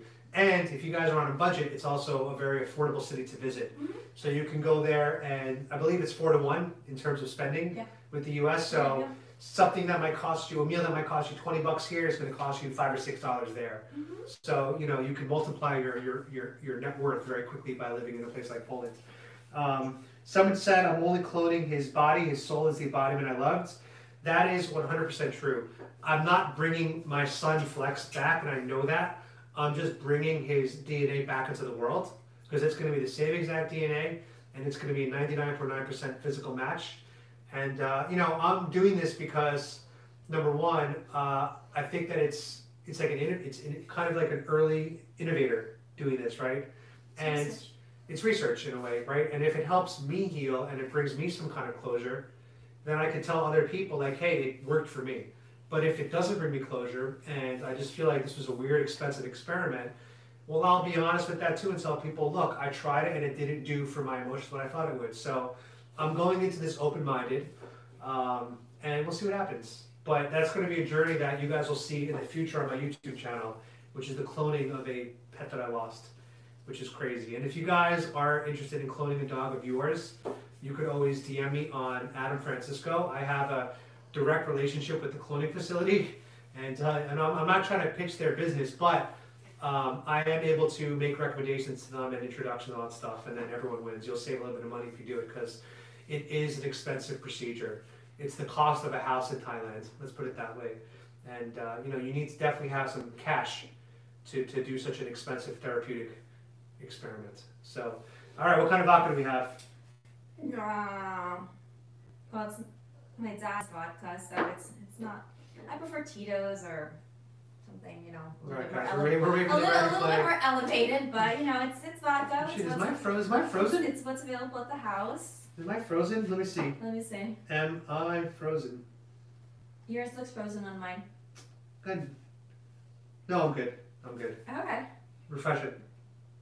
Oh, you have both going. Yeah, I'm Just monitoring. give it a refresh. All right. Because I refreshed mine and it worked. Oh my god, the anticipation is killing me.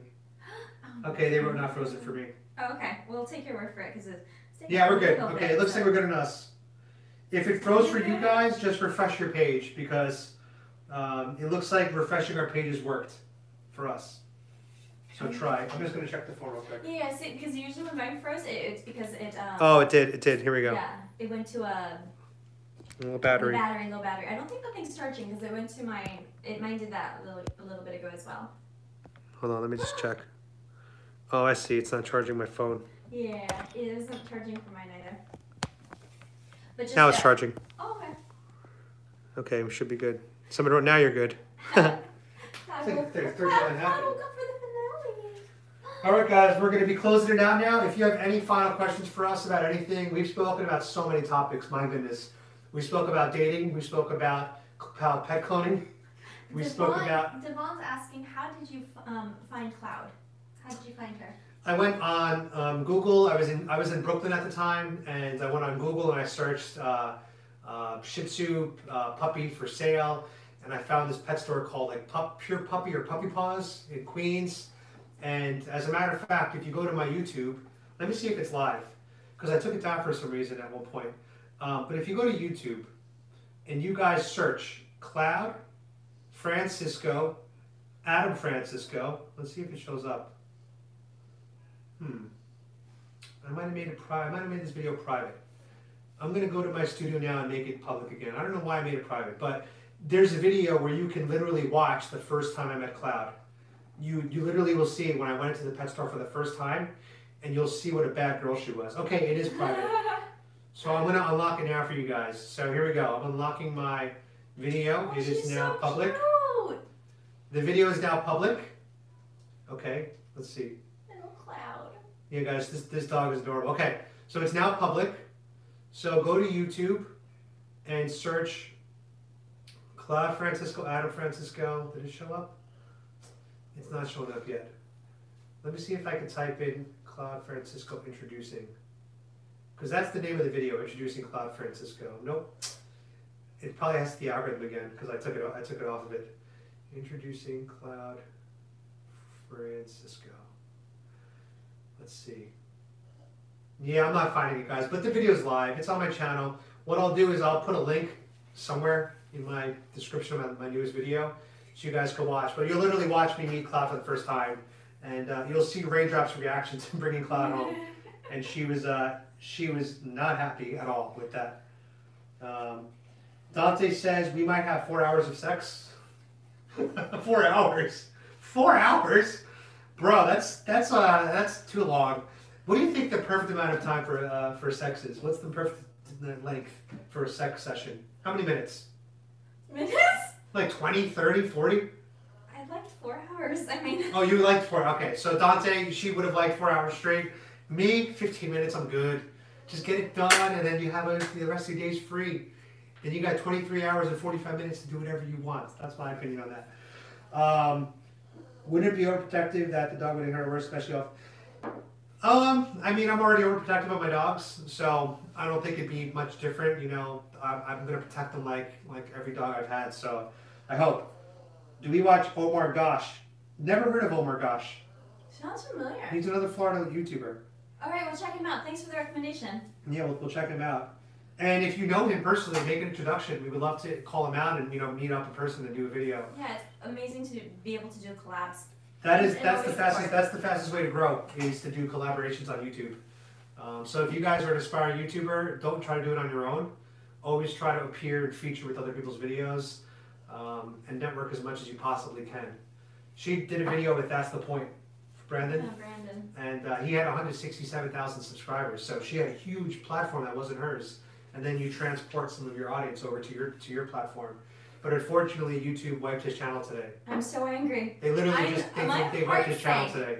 When Brandon sent me a message and said that YouTube wiped his channel, my heart sank. My stomach felt so sick.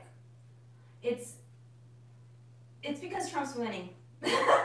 Trump's winning. They're coming after conservative media channels. Adam was telling me that be careful with the content that I'm putting out there on mine because I'm a truth finder. I like to report what I'm seeing, and there's nothing wrong with what I'm putting out there. But is it going to make me targeted? Possibly. So that's what I was trying to say to Tara earlier. Is like, if Biden won, and they were so confident that he won, and it's like that's over, it's a done deal, then wouldn't you look at a pro-Trump channel as like fans of Trump, like losers? Like, look at these cute little fangirls and fanboys with their content holding onto a pipe dream. Wouldn't you just like dismiss the pro-Trump content and be like, whatever? You look for what's like, being censored. Why are you censoring December 5th pro-Trump channels? Like, to me, I'm trying to read between the lines, and I believe that means that they know that Trump hasn't lost yet. Mm-hmm. Or even crazier, that he's about to win. Yeah. I don't know. I think so. But why would you censor someone who lost? That's just like insulting us even more than is necessary. Like, apparently we already lost, allegedly. So I don't know what's going on. And yeah. So someone said we need Trump or Larry Ellison or another conservative to launch a social media platform and cable news channel. Yeah. I do think that Trump is going to launch a media channel if he loses the election. And I will say that I'm definitely going to try to pitch my services to his channel. I would love to work for Trump TV and be like an on-the-ground interviewer. How cool would that be, guys? If I had like a big platform like on Trump TV, I would love to do that. That's such a cool idea. But we'll see what happens. All right. Nostrovia. Nostrovia, guys. This is going to be the nightcap for our video, and after this, we're going to shut it down. Yeah. Thanks, guys, for joining in for our first live stream. Adam, it's great to share again another first moment of live streaming together. That's right. All right. Nostrovia. Oh, goodness. All right, here we go. Shots.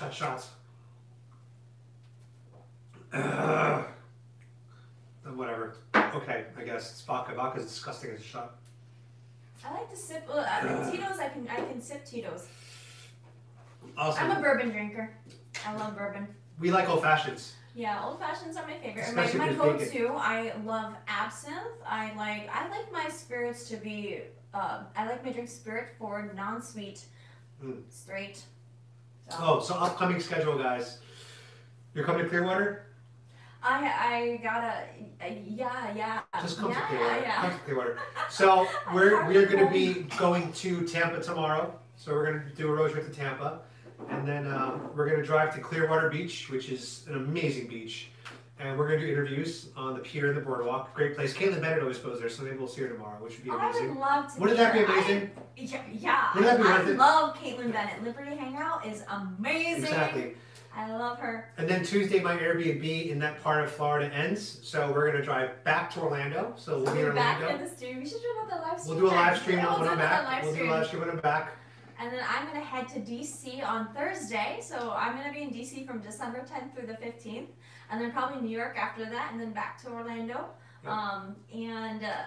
Anybody who's going to be out at the march, I hope you like if you see me, please come up and say hi. I would love to meet you. Send her a DM on Instagram, Yeah. POAMBrotherhood, and she'll coordinate a meet and greet with you guys. That'd be fantastic. Maybe what you could do is you could be at like a Starbucks for 30 minutes to meet people. That'd be fantastic. You And know? live stream from there, and Exactly. it'd Maybe be do that. fantastic to be able to connect with people, Yeah. like-minded individuals, to hear your stories and just Exactly. connect in person. And you'll be in her YouTube, which is kind of cool.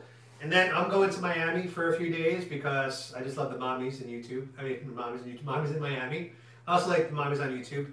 And then I'm going to the Keys for a wedding. And then after that, I don't know where the hell I'm going, but I'm going to be somewhere in Florida. Who knows? Maybe I'll probably be in the Miami area just because there's so much chick bait over there, which I could use to grow my channel. It's been a while since I've been to Miami, so I'll come meet you Yeah, out swing there. by. All right, guys. I think that we're going to call it a day. Thank you for tuning in, Pale Horse. Thank you, Pale Horse Rider. Thank you for being there in the entire time. DS, thanks. And thank you for everyone who gave us super chats today. That was awesome. Let's see, top chats. We had money today from, I know, Sad Alfred. We got money from Coffee or Die. We had some super I chats really from. appreciate that, honestly, from because Boo-In. we're self-funded. Like when I go to DC, when I go to Arizona, I'm paying for my own, my own hotels. I try to make, like good decisions. Like I ended up staying 2 nights over in Arizona when I had allotted 1 night. So, I just, I had an early morning flight the next morning. So I just worked from the lobby to save on the hotel. So like, when you're able to like donate to supporting our channels and everything, it goes to, it's expensive for equipment. It's expensive to be going to these places and it means a lot. Exactly. It means a lot. It really does. Especially now in a pandemic. If you Yeah. guys are, signing up for our Patreons and you're doing $5 a month, like we understand that could be, 20 minutes of your job that you're donating to us, which we appreciate. So thanks again, guys, for tuning into our first live stream. I hope you guys enjoyed it. We'll do this again on Tuesday. We'll do it again on Tuesday or Wednesday or somewhere around there. And no, if we do Tuesday, or Wednesday. if we do Tuesday, we should do Taco Tuesday. That'd be fantastic. And we should set it up at maybe a restaurant or something. And maybe we can get other people, random strangers involved in the live stream. Wouldn't that be fun? That'd be fun. Okay, maybe Tuesday we'll do it at a taco restaurant. We'll do Taco Tuesday to show my ethnic pride in Mexico. But anyway, thanks again for watching. We're going to try to shut this off now. All right. That was fun. That was so fun. Oh my god. Cloud, say bye-bye. And shut me off too. Let me see. Hold on. I'm going to shut you off first. Cloud, say bye. Let's see. How do I shut you off? X. End.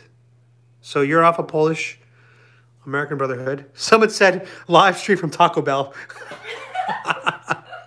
That's actually pretty funny. That is fantastic. If Taco Bell pays me, I would do that. But I want real tacos. Are you sure you want to end?